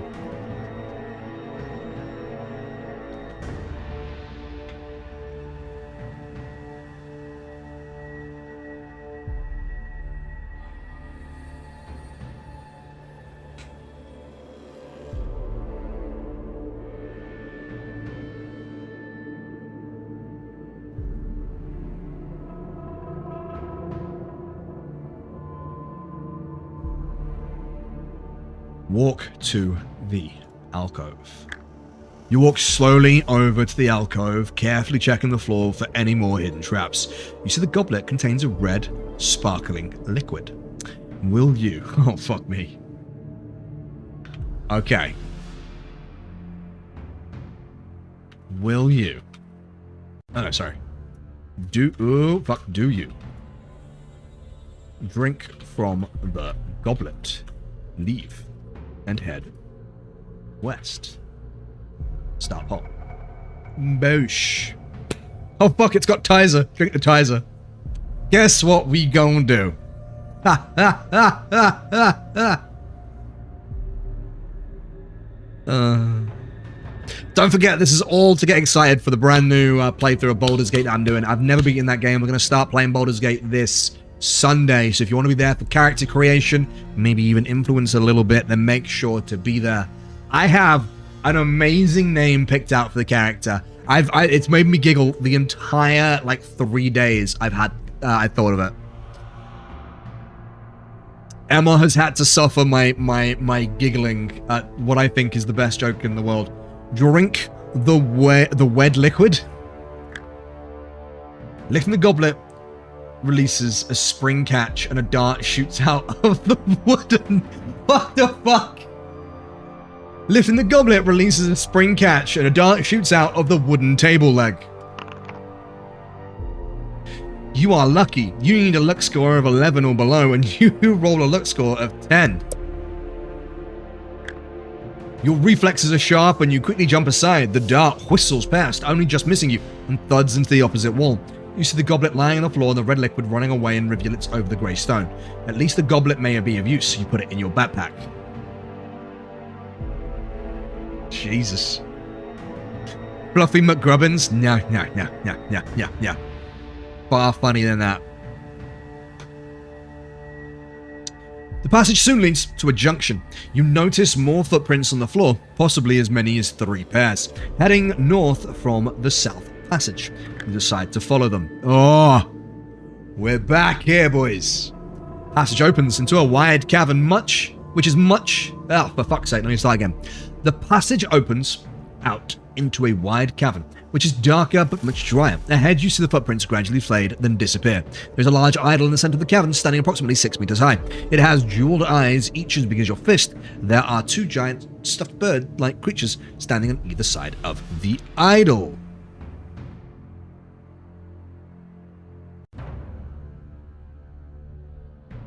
It's not D's nuts. It's not a D's nuts joke, no. Do you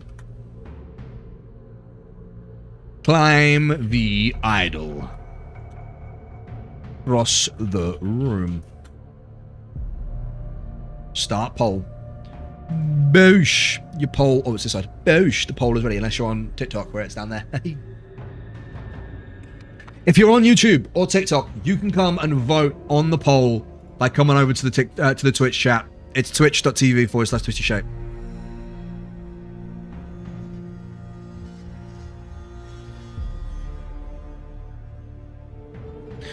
Do we have rope this time around? You do have rope this time around. You do have rope this time around. Okay. Number 1 is the winner. The idol is very smooth and will be difficult to climb. You make the rope into a lasso, whirl it over your head and throw it around the idol's head. Smiling happily as it falls around its neck, you tighten the noose and start to climb. Holding yourself up the rope, you are soon at the top of the idol, sitting on the bridge of its nose and holding onto the rope. You draw your sword and wonder which eye to prize out first. Well, now, hold up. Now you have the rope, I wonder if you die, or if you, lynch yourself. Or if you, just survive because you, hang on the rope instead. Do you prize... Is it SE? Oh, wait. Take the left eye. Take the right eye. Start poll.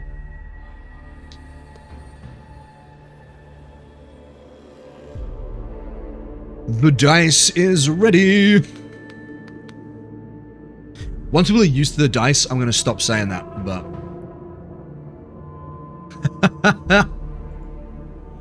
Take both of them, one after the other. The left eye. We'll give it till 30 seconds.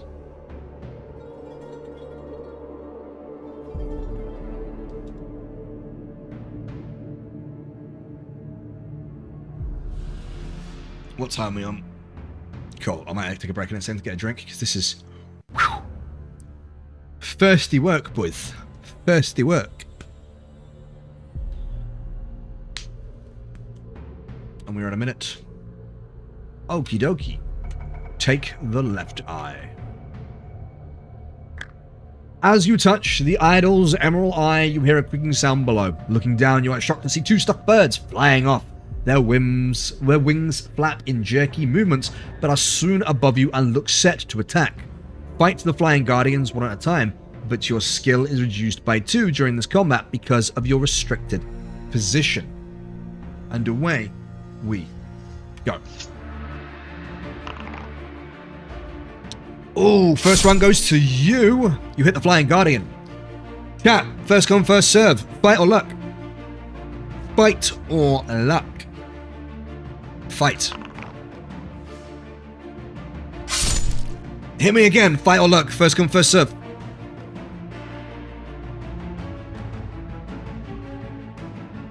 Luck. Ooh. You are lucky. Your weapon hits hard. Oh! Oh! First flying down. You guys are crushing this. Chat, fight or luck? Kill. It's not an option.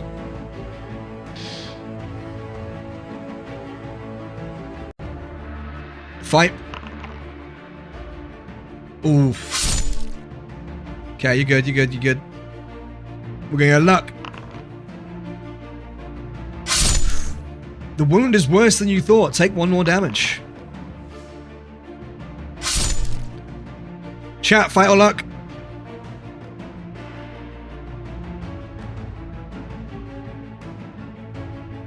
Throw hands. I'm gonna assume that's fight. It worked. Cry. I'm gonna assume that's luck.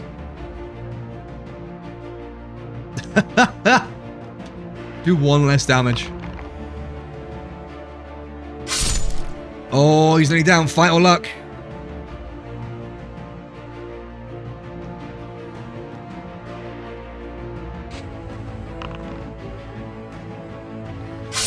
You are lucky. Your weapon hits hard. Do 2 more damage. You have not lost a combat yet, by the way. As you touch... no, wait. If you win, you look down and see the crumpled bodies of the 2 flying guardians lying motionless on the floor. You start to prise out the idol's emerald eye with the tip of your sword. At last, it comes free, and you are surprised by its weight when it falls into your hand. Hoping it may be of use later, you put it in your backpack. If you now wish to prize, so now you can either prize the final eye or leave. Do you prize the other eye, leave?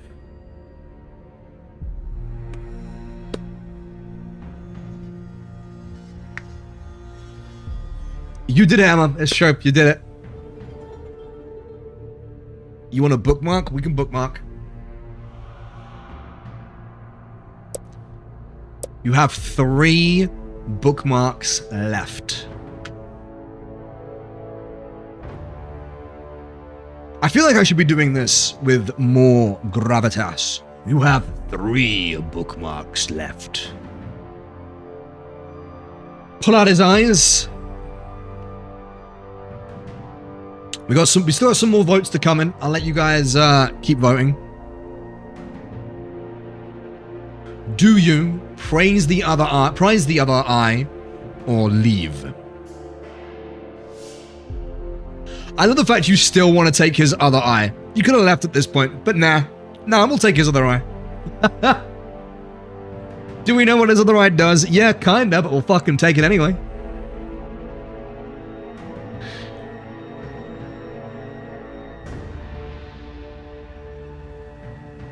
Okay. Prize the other eye. You try... Oh my god. You try to force the point of your sword into the emerald eye. Much to your surprise, the emerald shatters on contact, releasing a jet of poisonous gas straight into your face. The gas knocks you out and you release the rope, bounce down the aisle and crash to the stone floor. Your adventure ends here. Cue the shocked Pikachu face.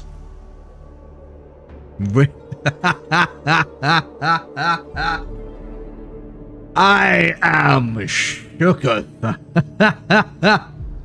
Okay, I'm going to take this chance to go and grab myself a drink, and then we'll reload to our last bookmark. Go and get yourselves a drink. Go and go for a piss. Go and fucking chill out, do whatever. Stretch your legs. We're back here for more Death Trap Dungeon in about 2 minutes. If you haven't yet checked out the YouTube channel, make sure to do so. My latest YouTube video is doing fucking numbers. It's my first endorsed YouTube video by another game. Go and check it out, please. If you haven't yet, liked it, subscribed to the channel, left a comment, touched it kindly and with consent, hype the video, etc., please go and do so. Be a massive help to me. I would hugely appreciate it. Otherwise, check out my social media channels, and I'll be back in, 2 minutes.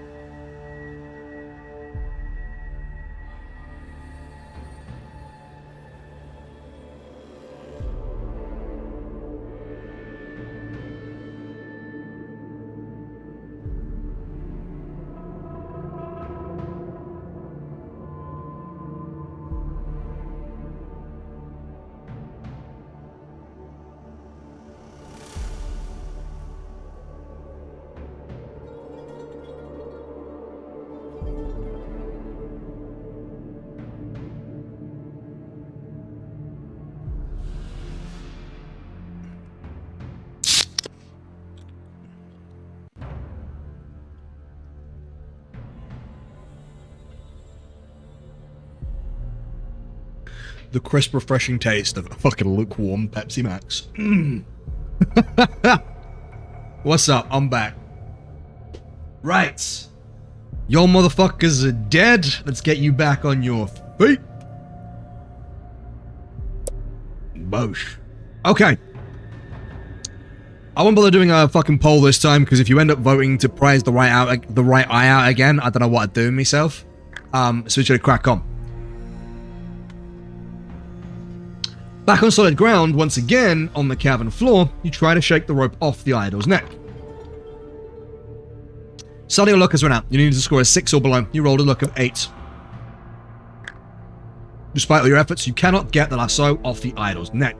Finally, you give up and abandon it to whoever may come after you. There is nothing of interest in the cavern, so you walk over to the northern wall and enter the tunnel. You are down 1 rope. Don't forget, you can heal, but I don't think healing restores your luck. So... Womp womp. Not much farther down the tunnel, you come across a closed door on your left. Putting your ear to the door, you listen intently, but hear nothing. Do you open the door? Keep walking. Start. Oh. Open the door.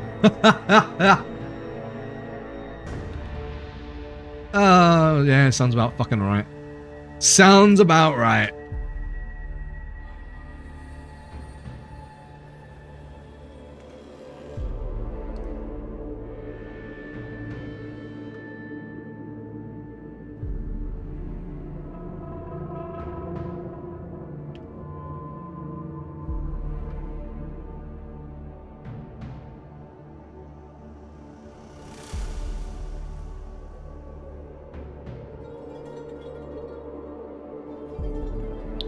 The answer is violence against the door.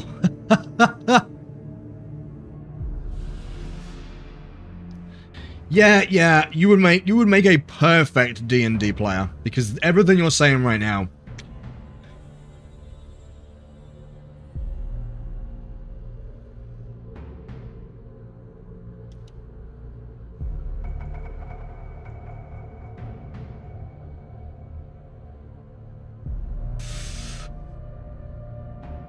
Open the door. You enter a room which is small and completely empty. As soon as you're inside, the door slams shut behind you. Suddenly, a voice booms out of nowhere, shouting, "Welcome to the DEATHTRAP dungeon, the ingenious killer labyrinth of my master. Adventurer, I trust you will pay your respects to my master by shouting out his name. Will you shout? Hail Succumvit, or Succumvit is a worm. Do you? Shout praise, shout insult. Shout Jumanji.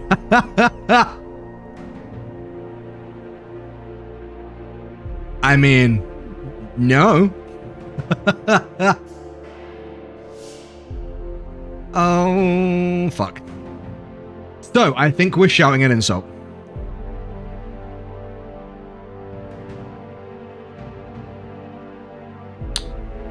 Well then.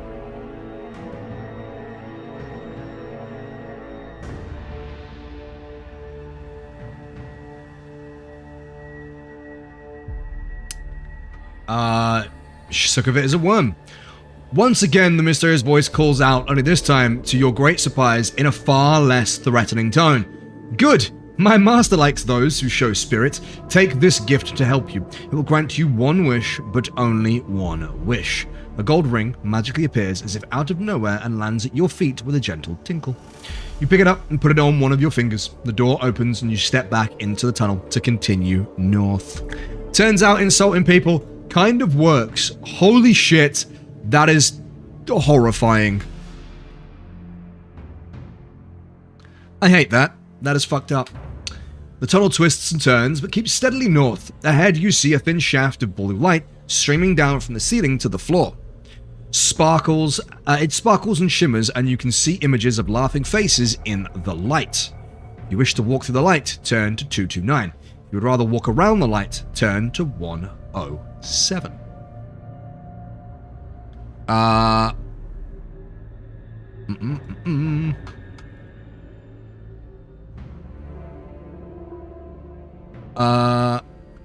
Walk through the light. Walk around the light.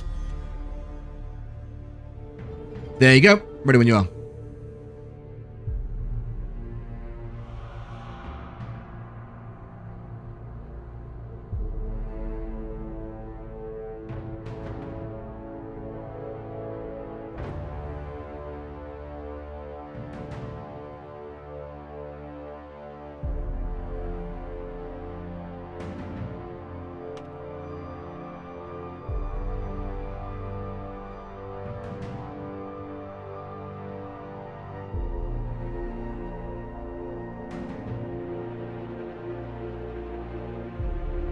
Walk around the light.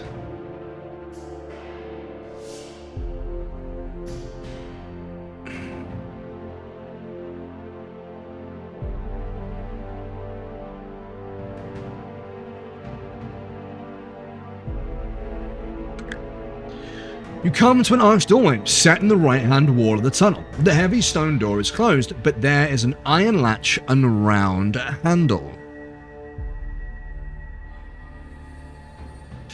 If you wish to try the door, if you instead... Oh, well, we know this is fucking going.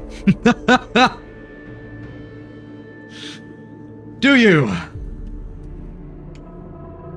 Try the door. Continue along the tunnel. Continue along the tunnel. Start poll. There is no try. We open the door.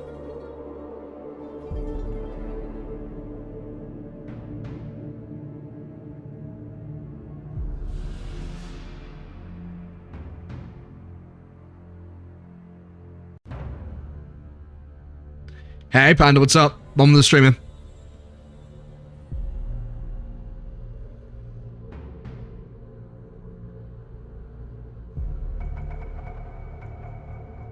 The door knows and sees all. I think everyone. No, so far, I think you're like what, 1 for 1 in terms of evil doors. You've had some good and some not so good. I'll give it till we get to a minute.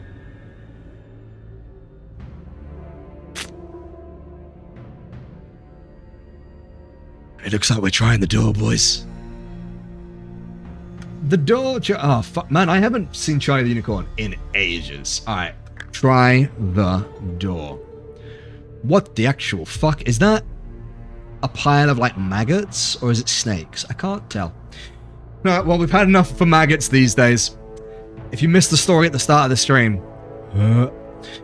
Lifting the latch and pulling the heavy stone door open, you find yourself in a large cavern. The light is dim and murky, but as your eyes begin to adjust, you see that the walls are covered in green algae and running with moisture. The floor is strewn with straw. The atmosphere is warm, damp, and almost coconut-like. A soft humming sound fills the air. You step gingerly through the straw towards a corner of the cavern where there appears to be a shallow pit. Peering warily into the pit, you are disgusted to see a mass pile of writhing worms, some as much as half a meter long. Utterly nauseated, you're about to turn away when you notice that their undulating bodies are swarming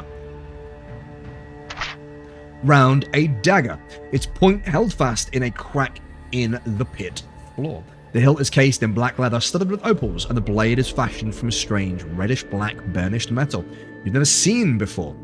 You long to touch the dagger, but this would mean plunging your hand in among the writhing worms. Do you? Reach for the dagger. Shudder and walk away. Boom. Let's go. Do you reach for the dagger, or do you shut up and walk away? These hands cannot be disarmed. You gotta start punching the worms, boys. I like how now, of all fucking, of all the time, Ridrix is now like, you know what? I've already killed us twice.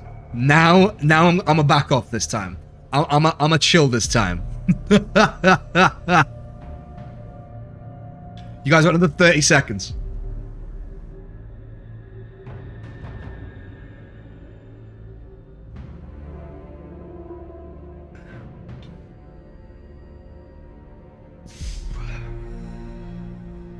Fucking Manbear Pig with the clutch. Finish pull. Reach for the dagger. Taking a deep breath, you lean over the pit and plunge your forearm into the mass of wriggling worms. They are cold and clammy and feel extremely nasty, but at least they are harmless and you are able to seize the dagger by the hilt. You give it a hard tug away, and it comes away from the crack in which the tip was embedded. Admiring its beauty and wondering whether it might have once belonged to some luckless contestant, you put the opals to the dagger firmly in your belt and leave the cavern. Congratulations, you've now got a fucking dagger. As you make your way back to the doorway, the buzzing sound increases in intensity. You look around and desperately to discover where it's coming from, glancing up in the nick of time, and you see a huge and grotesque black shape of a giant fly emerging from a recess high up in the cavern wall. As it gets closer, you realize that it is at least 1.5 meters long. Its opaque wings vibrate, making the sickening buzzing noise you can hear, and its 6 black hairy legs are poised to grasp your body. Below its multifaceted eyes is a long, shiny black proboscis which darts in and out venomously. You have stolen the giant fly's treasure from her brood of maggots and must take the consequences.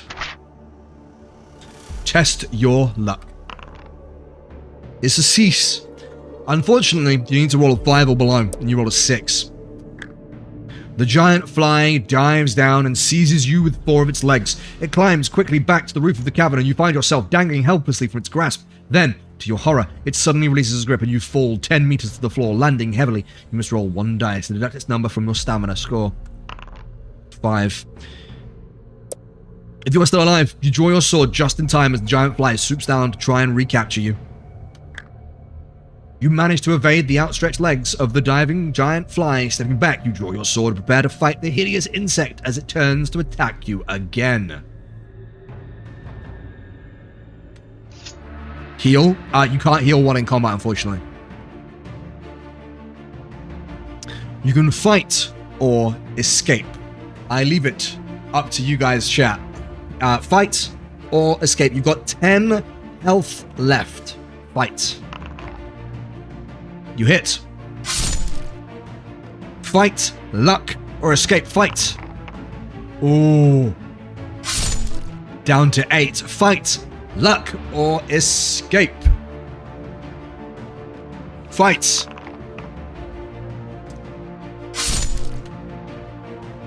Fight, luck, or escape, chat. What are we going with? Hit me again. We win these. You have won these so far. You continue to win. Luck. Unlucky, your hit was just a graze. You do 1 less damage. Fight or escape. Get it to 1 and escape. You've got children to care for. Fight. You still managed it.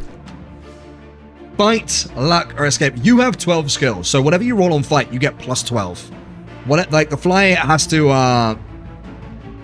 We got fight first. You win. That was like, to be fair, you've got 12 skill. You're not gonna lose these fights.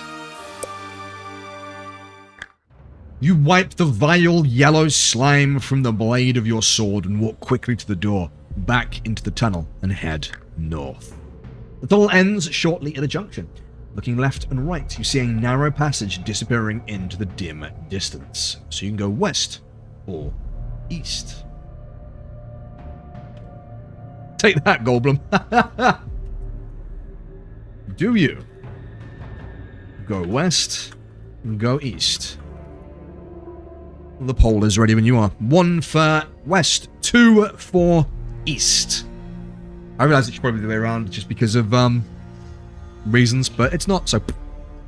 Heal was mentioned. Heal was indeed mentioned. Let me heal you guys. Provisions. Use it. Back up to 12 stamina. Although your luck is running out. Fucking bulk up, muck.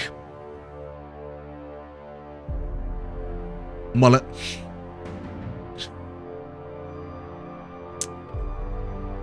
You got about another 20 seconds. You haven't voted yet. Now is thy time.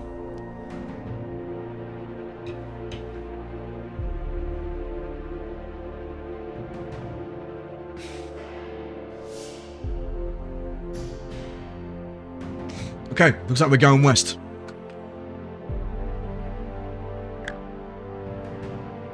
Is that a giant... Please don't tell me that's a giant fucking centipede or something. And you hear the sound of rocks being ground and crushed. The noise grows louder and suddenly you realize that the wall on your right is starting to collapse. Terrified, you watch as a large, hideous, worm-like creature with a gaping mouth and extraordinarily powerful mandibles slithers through a hole in the wall. Its great jaws continue to crunch the rock as it turns its head slowly from side to side, feeling the cool air in the tunnel. It appears to be totally blind, but seems to know of your presence. Perhaps sensing the heat of your body, it starts to slither towards you with its mandibles wide apart to attack. You wish to fight the rock gub. Wait, do you fight or do you turn back? Do you fight? Flee. 1 for fight, 2 for flee. Which do you do, chat?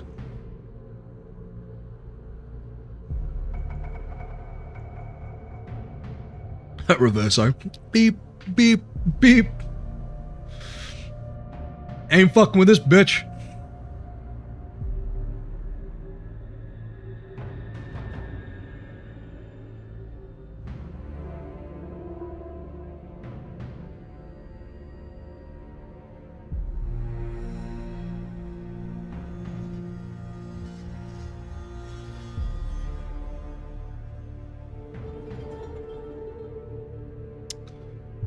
How narrow is the corridor? We're gonna Austin Powers this shit.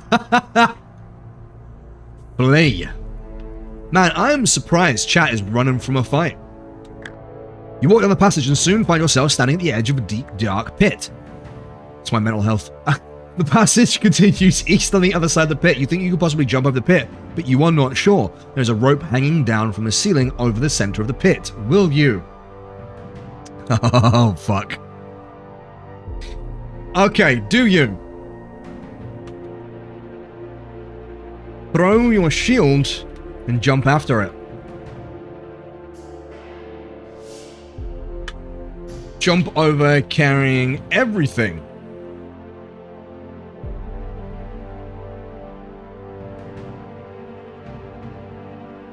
Reach for the rope with your sword. Aim for the bushes. 1, to throw your shield and then jump across. 2, jump over carrying everything.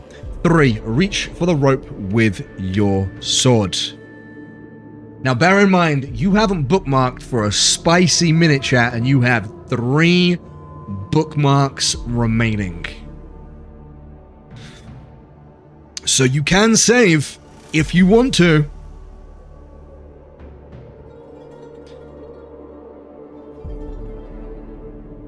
So I think you're throwing the shield across to the other side and then jumping after it.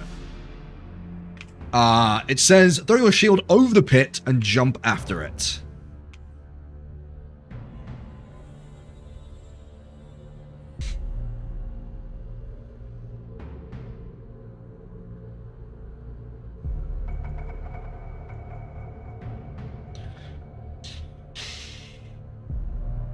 Okay. Closing the poll. This will be your final chance to bookmark. Boosh. We are reaching for the rope. If you lose your sword, I will piss myself laughing. Gripping the rope firmly, you step back, take a running jump. However, in the dim light, you do not notice that someone has cut the rope almost in two, just a little way above the section you are holding. As you swing out across the pit, it suddenly breaks, and you scream with fear as you plunge headlong into the depths below. You land heavily on your back, but luckily your backpack cushions your fall. You lose 1 skill point and 2 stamina points. The darkness is almost pitch black as at the bottom of the pit, and you crawl along the floor, groping in front of you. Suddenly, your hand touches something cold, hard, and smooth. The object is small and round, but you cannot figure out what it is. You place it in your backpack, hoping to see what it is once out of the pit. Yeah, that sounds like a sensible thing to do, doesn't it?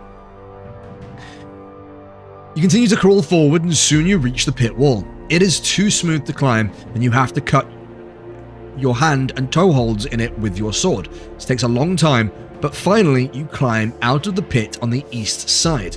You immediately check out the object in your backpack and discover that you have found an orb of blood red ruby. You are absolutely delighted and head off east in high spirits, whistling softly under your breath. What the fuck?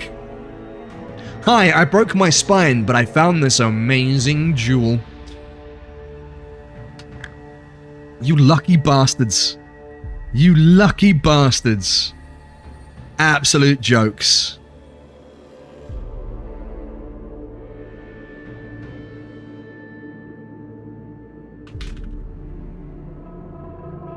Right. The tunnel makes a sudden left turn, and you continues north for as far as you can see. You will soon arrive at a closed wooden door in the left-hand wall. Do you open the door or continue going north? Do you? Open the door. Continue going north. Bookmark! Bookmark it is. You have bookmarked. You have 2 bookmarks left.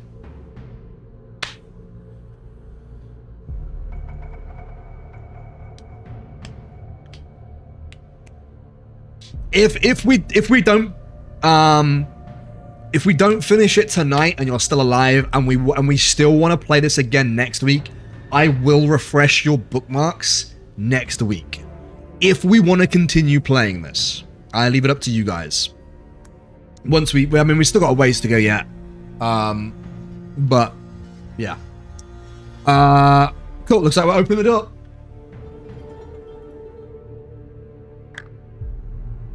What the actual fuck is that? It's very hard to make out. I mean, I see a dude's face. I think that's a leg. I think that's a sword. Colin! I think this is fun, but I'll wait for the poll to see if we decide this is fun or if this is jank. I think this is pretty fun. I'm enjoying myself. I won't do a poll on the Discord. Just let me know. If you're enjoying this, fuck yeah. If you're not, fuck yeah. Maybe we'll do a poll at the end of the stream. I don't know. The door opens into a large candlelit room filled with the most extraordinary lifelike statues of knights and warriors. A white-haired old man dressed in tattered rags suddenly jumps out from one of the statues and starts to giggle. Though he looks like a fool, the sparkle in his eyes makes you think there is more to him than is apparent. In a high-pitched voice, he says, "Oh good, another stone for my garden. I'm glad you have come to join my friends. Now, I'm a fair man, and so I'll ask you a question. If you answer correctly, I'll let you go free, but if you answer wrong, I'll turn you to stone." That's my high-pitched voice. It doesn't get any higher than that. Suck it. Do you wait for his question? Attack him. Okay. Do you wait for his question? Attack. Run.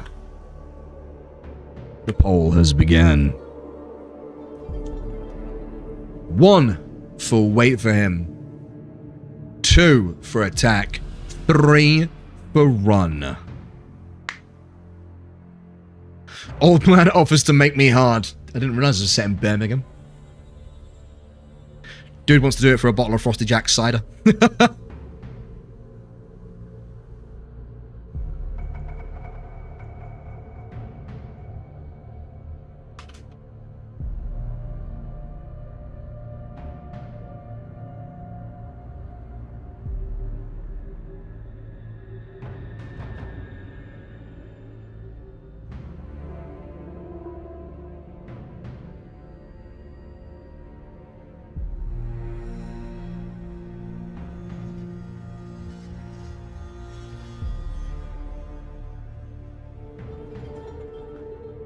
There's never found a Frosty Jack. Should mention the door in option 3. True. Everybody who's voted to wait for the question. Do you know what? That's impressive, chat. I thought you'd be like, fuck it, throw his kneecaps in. Mug him, take his wallet.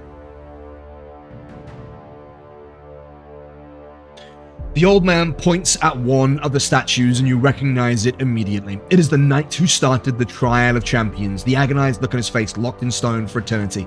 The old man smiles, saying, "This man weighs 100 pounds plus half his weight. How much does he weigh?"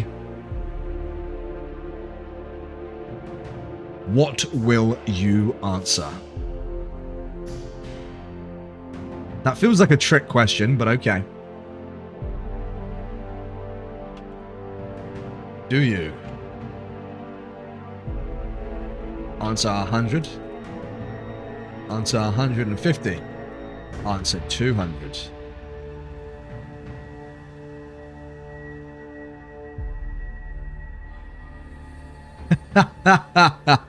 He's asked me to do math. Kill him now.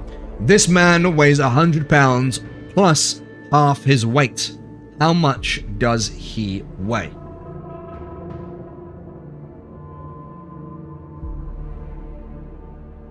I think this might be a trick question. I have a horrible feeling it's 1.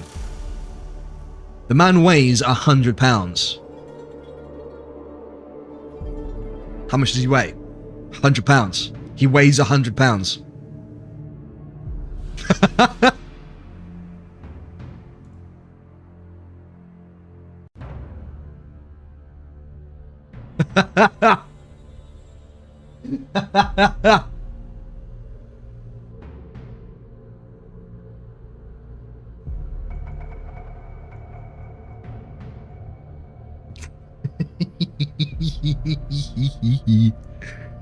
Oh, you may be about to die, chat.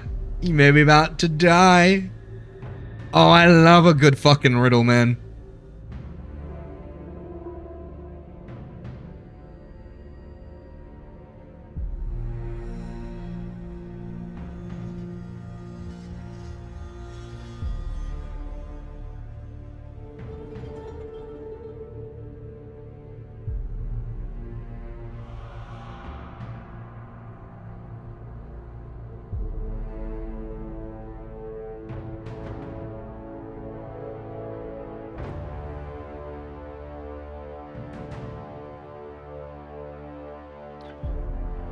Everyone swap. You cannot swap.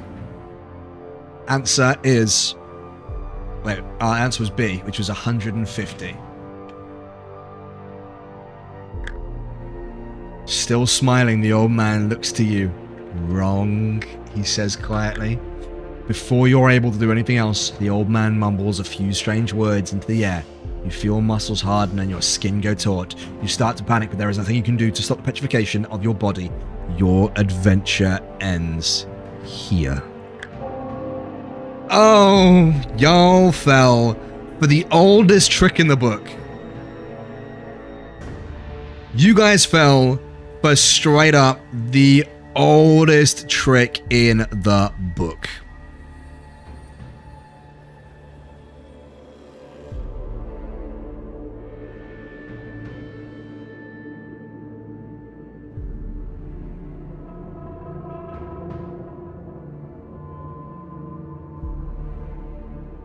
So it can be 2 seconds, chat.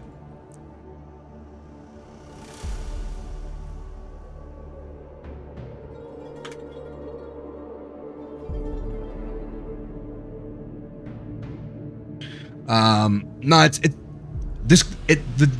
a trick question. It's you know, this man weighs 100 pounds plus half his weight. How much does he weigh? He weighs 100 pounds. The plus half his weight has nothing to do with it.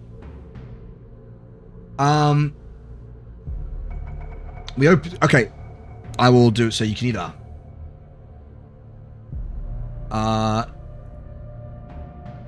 open the door, continue north, start poll. Boosh.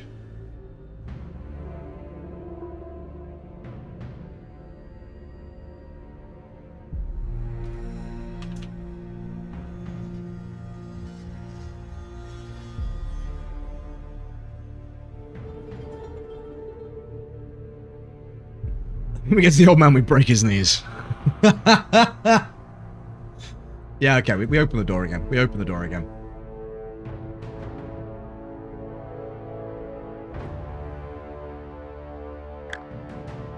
Oh, look, it's the man. He's gonna ask you a question.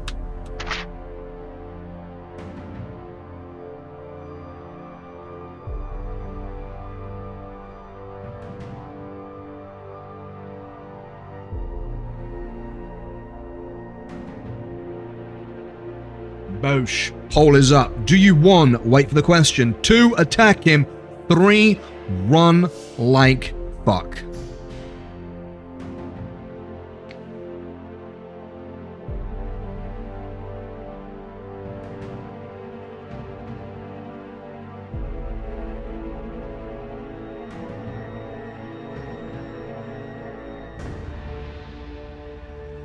Get your votes in.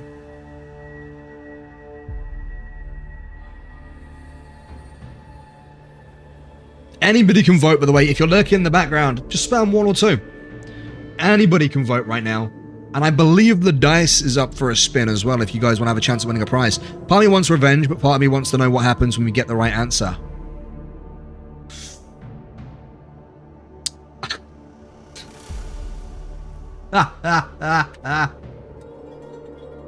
Turn us to stone before you fuck. Now I'm gonna beat shit out of you.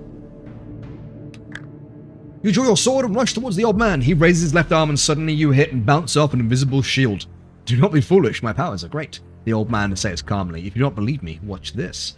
From out of nowhere, a flying fist appears which smashes into your face before you can duck. You lose 1 stamina. You shake your head and rub your jaw. You appear to have no alternative but to try and answer his question. That is some fucking power gaming bullshit. Do you answer 100? Answer 150? Answer 200. There you go. He got you. He got you good. That's fucked up. I didn't realize he was the fucking DM.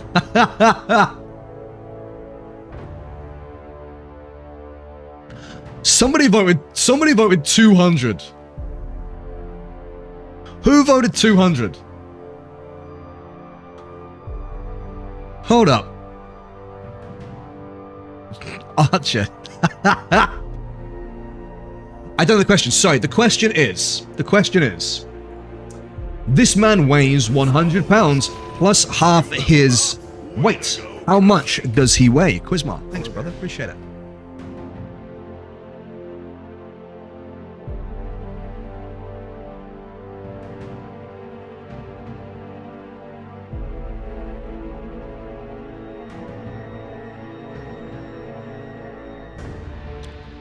Let me say that whole once more. I swear to fuck I'm gonna kill this old man.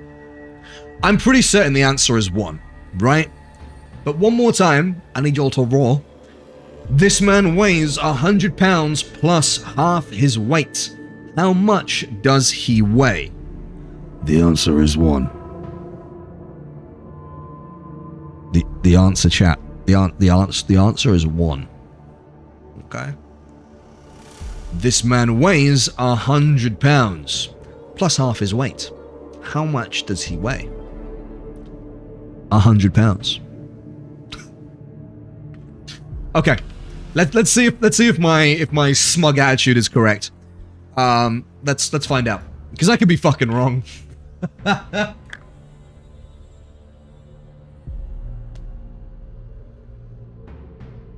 I'm wrong.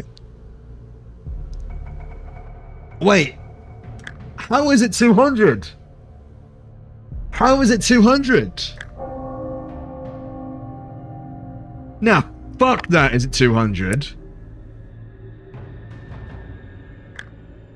Oh, hold on, I'm skipping this. I've got to find...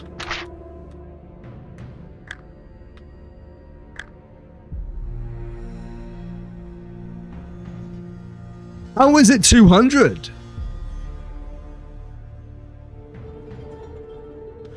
The man weighs 100 plus half his weight.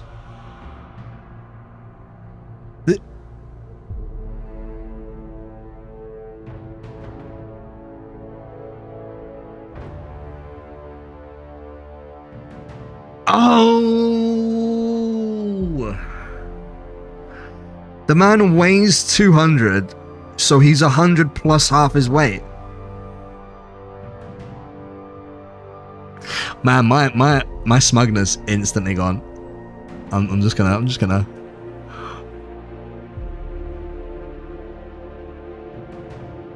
I have been humbled. I have been humbled.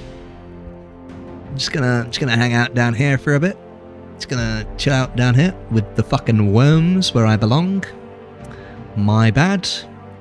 Whoops. Kind of fucked that one up, didn't I? It's, oops. I don't want to fucking talk about it. I don't want to fucking...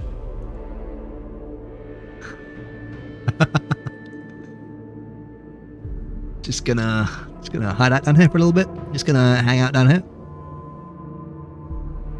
Why did you trust me? Why did you trust me? Okay, so it's 200. Whatever. Still smiling, the old man looks at you and says, "Well done, stranger, you have answered correctly. I wish you good fortune during the rest of the Trial of Champions, and this end, I shall increase your powers." He then mutters a few more intelligible words, and you feel a powerful surge soar through your body. You gain 1 point to each of your skill, stamina, and luck scores. You bid the old man farewell and leave his room to continue north along the passage, at which point Colin takes the back door out of the fucking tunnel, dungeon. Cool. So yeah, I kind of fucked that up. My bad. Has anyone considered using the wish yet? I don't think you can. Oh, you got Ring of Wishes. You can't use it. It's for a specific point. Heal will heal. You can only use these two. The others are for like specific scenarios, it looks like.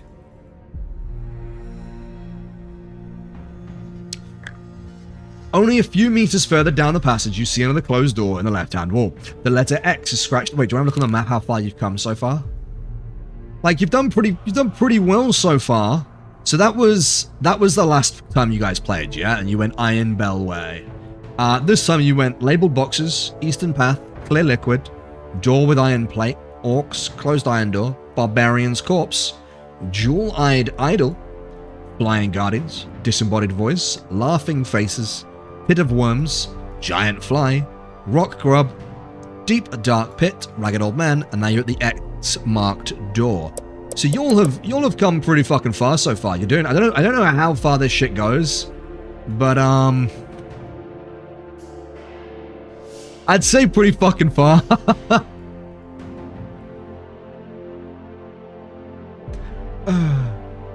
Don't forget the D20 is ready to roll, so if you want to have a chance to win a prize, check out the channel points to roll the dice. Okay.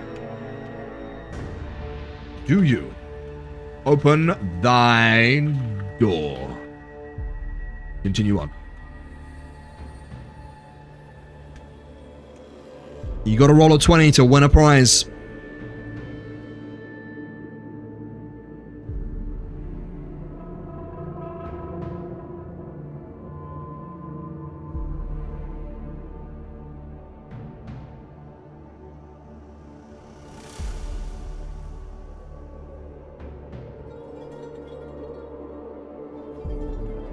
Got about 30 seconds left.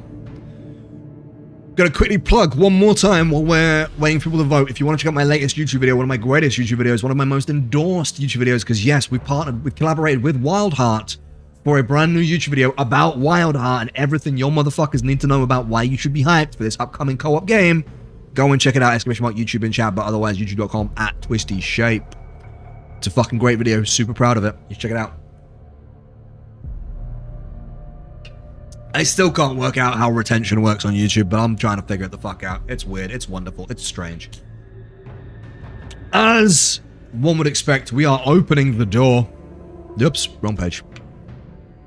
Open the door. The door opens into a large room. Well, you look around the room and see nothing of interest apart from an alcove in the west wall and a stone chair in the middle of the room. Sitting in the chair is the skeleton of an armed warrior, possibly a contestant from years gone by. The skeletal fingers of its right hand are gripped around a piece of parchment. Do you take the parchment? Walk over to the alcove.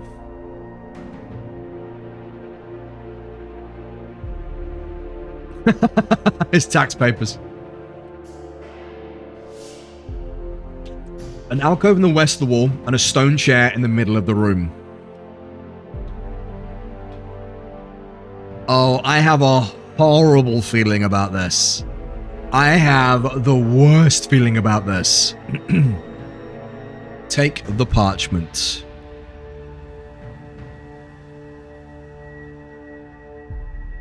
Give you about another 30 seconds, so if you want to vote, you've got 30 seconds left.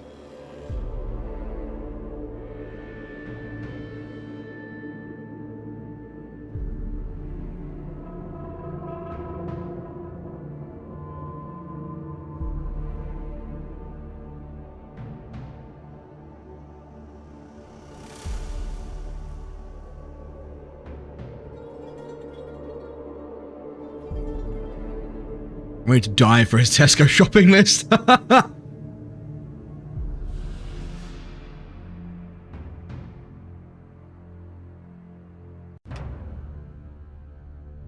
Okay, looks like we are grabbing the parchment. Touching the parchment, he has precisely the effect you had feared. The skeleton lunges forward and, rising from its chair in a series of jerky movements, raises its sword to strike you. Lunging sideways, you draw your sword and defend yourself. Fight. He has a skill of 8, while you have a skill of 12, chat. Okay, you're in the, you start off well. Chat, give me a fight or a luck. Bear in mind, you've only got 4 luck points left.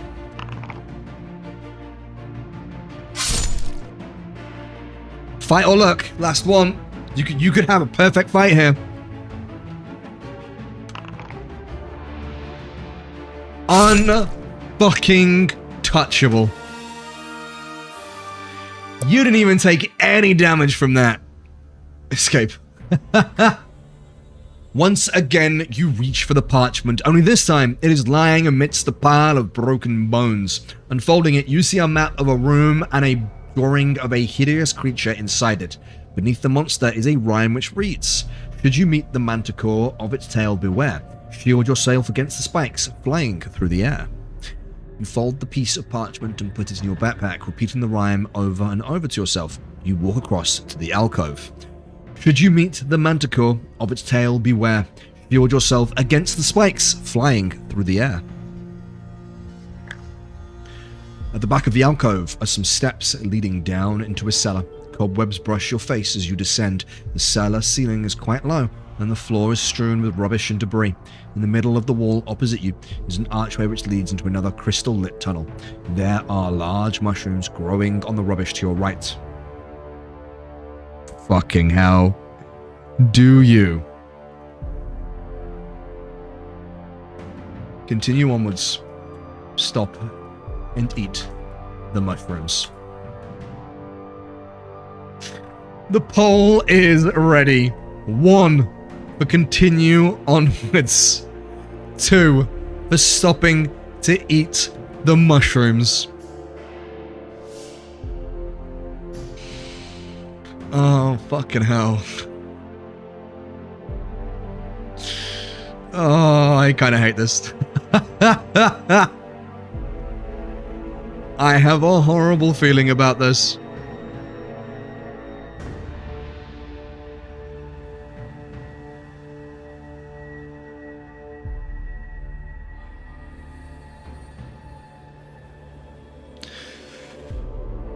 You got about 15 seconds left.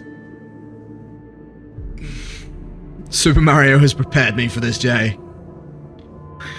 Oh, fuck. I'm so paranoid. Boom. Time to eat the mushroom. So ominous. You break off a large piece of the mushroom and bite into it eagerly.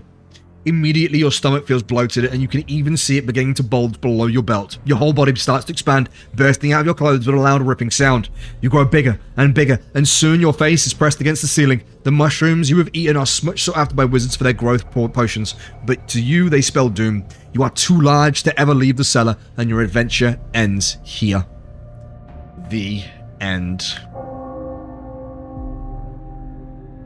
We should have a fucking death counter. Because that's what?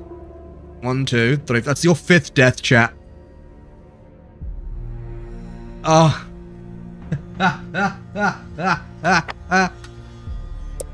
And your last bookmark was all the way down by, I believe, yeah, the ragged old man. Okay, from the top. Do you?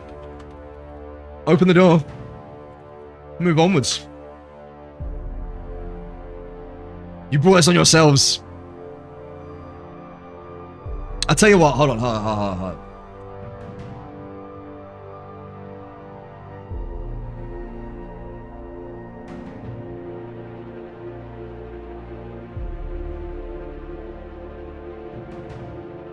Boom. There is. Do you want to speed run back to the place you were at?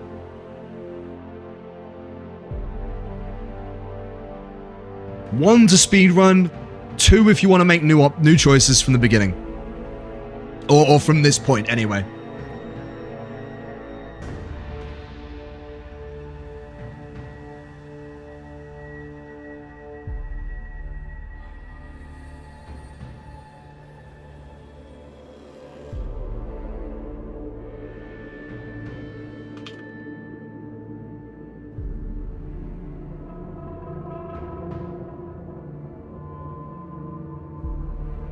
Finish the poll. Okay, we'll speed run back to where we were, if I can remember the choices. That one, old man. Wait for his question. £200. Forward. You want to open the door. Oh, we're going to do the fight again, though. Grab the parchment. Fight.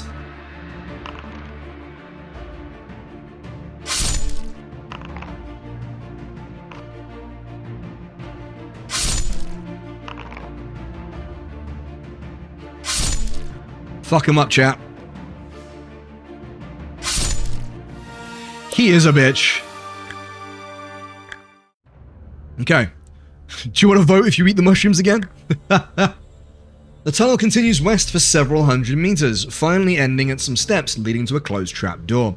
You climb the steps slowly, hearing muffled voices above you. In the dim light, you can see that the trap door is not locked. Do you knock, or do you burst through with your sword drawn? Bookmark. The dice is ready to be rolled. And we have bookmarked. You have 1 bookmark remaining.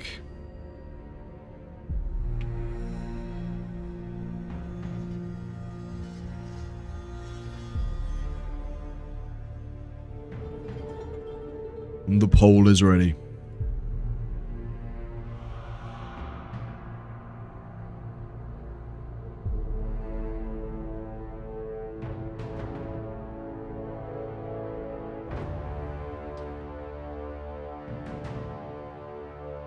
Is a trapdoor a door?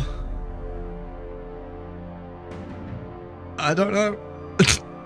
I'm too scared to answer.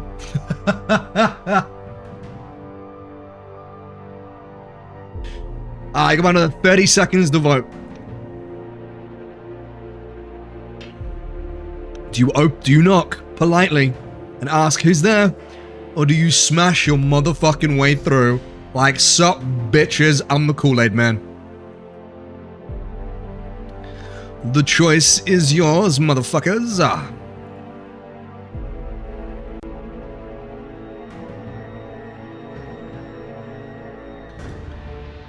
knock on the door. You're polite, dungeon delvers, I give you that. You hear footsteps and suddenly the trapdoor is thrown back. For a few seconds, you're completely blinded by a bright light from the room above, and you do not see the goblin thrusting his spear downwards, or hear the static laugh. It's the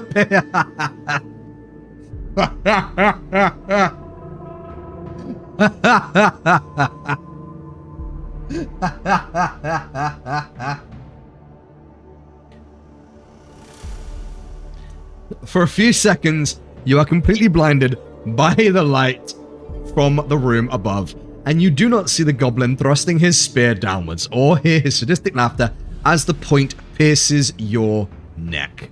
Your adventure ends here on the stone steps of the tunnel. Wow. Who the fuck traps a door with a damn spear goblin?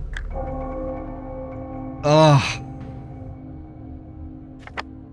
That is sad.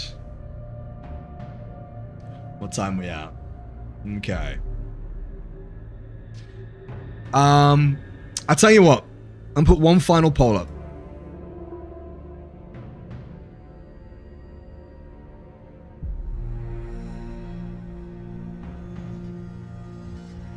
There's a poll on the screen right now. Do we continue this next week from the bookmark, or do we love it as a one-off and leave it and go back to horror games come next week? You can vote 1 if you want to play some more, or 2 to leave it there.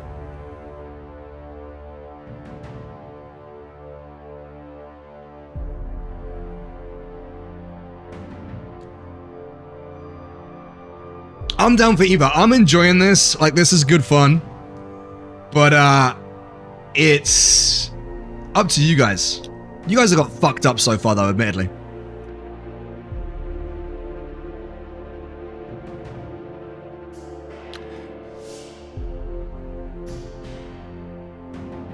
Got a few seconds left.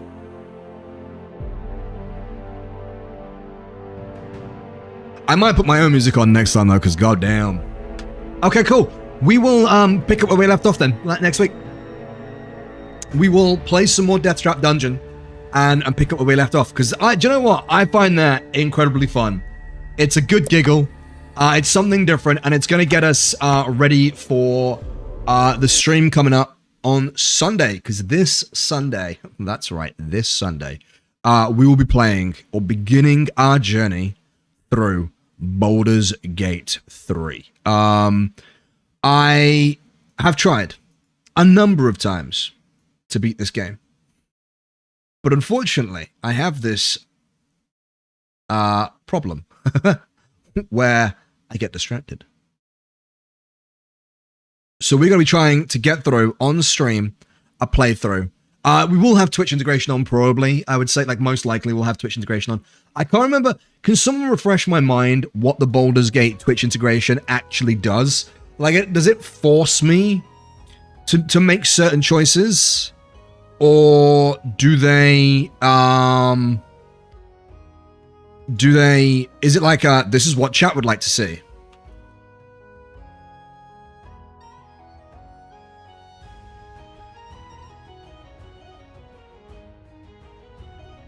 The choices are made by chat?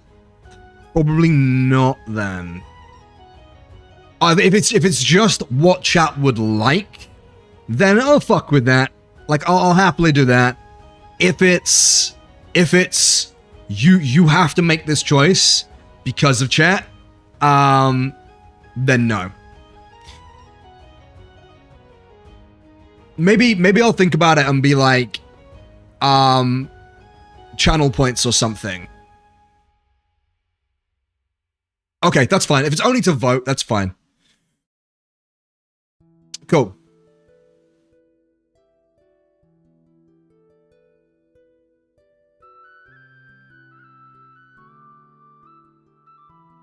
We'll do probably the integration then. But yeah, so that begins on midday on Sunday, where we'll be making our character, getting everything set up, rocking and rolling. I'm fucking with maybe a paladin. I'm feeling maybe a paladin, maybe a cleric, maybe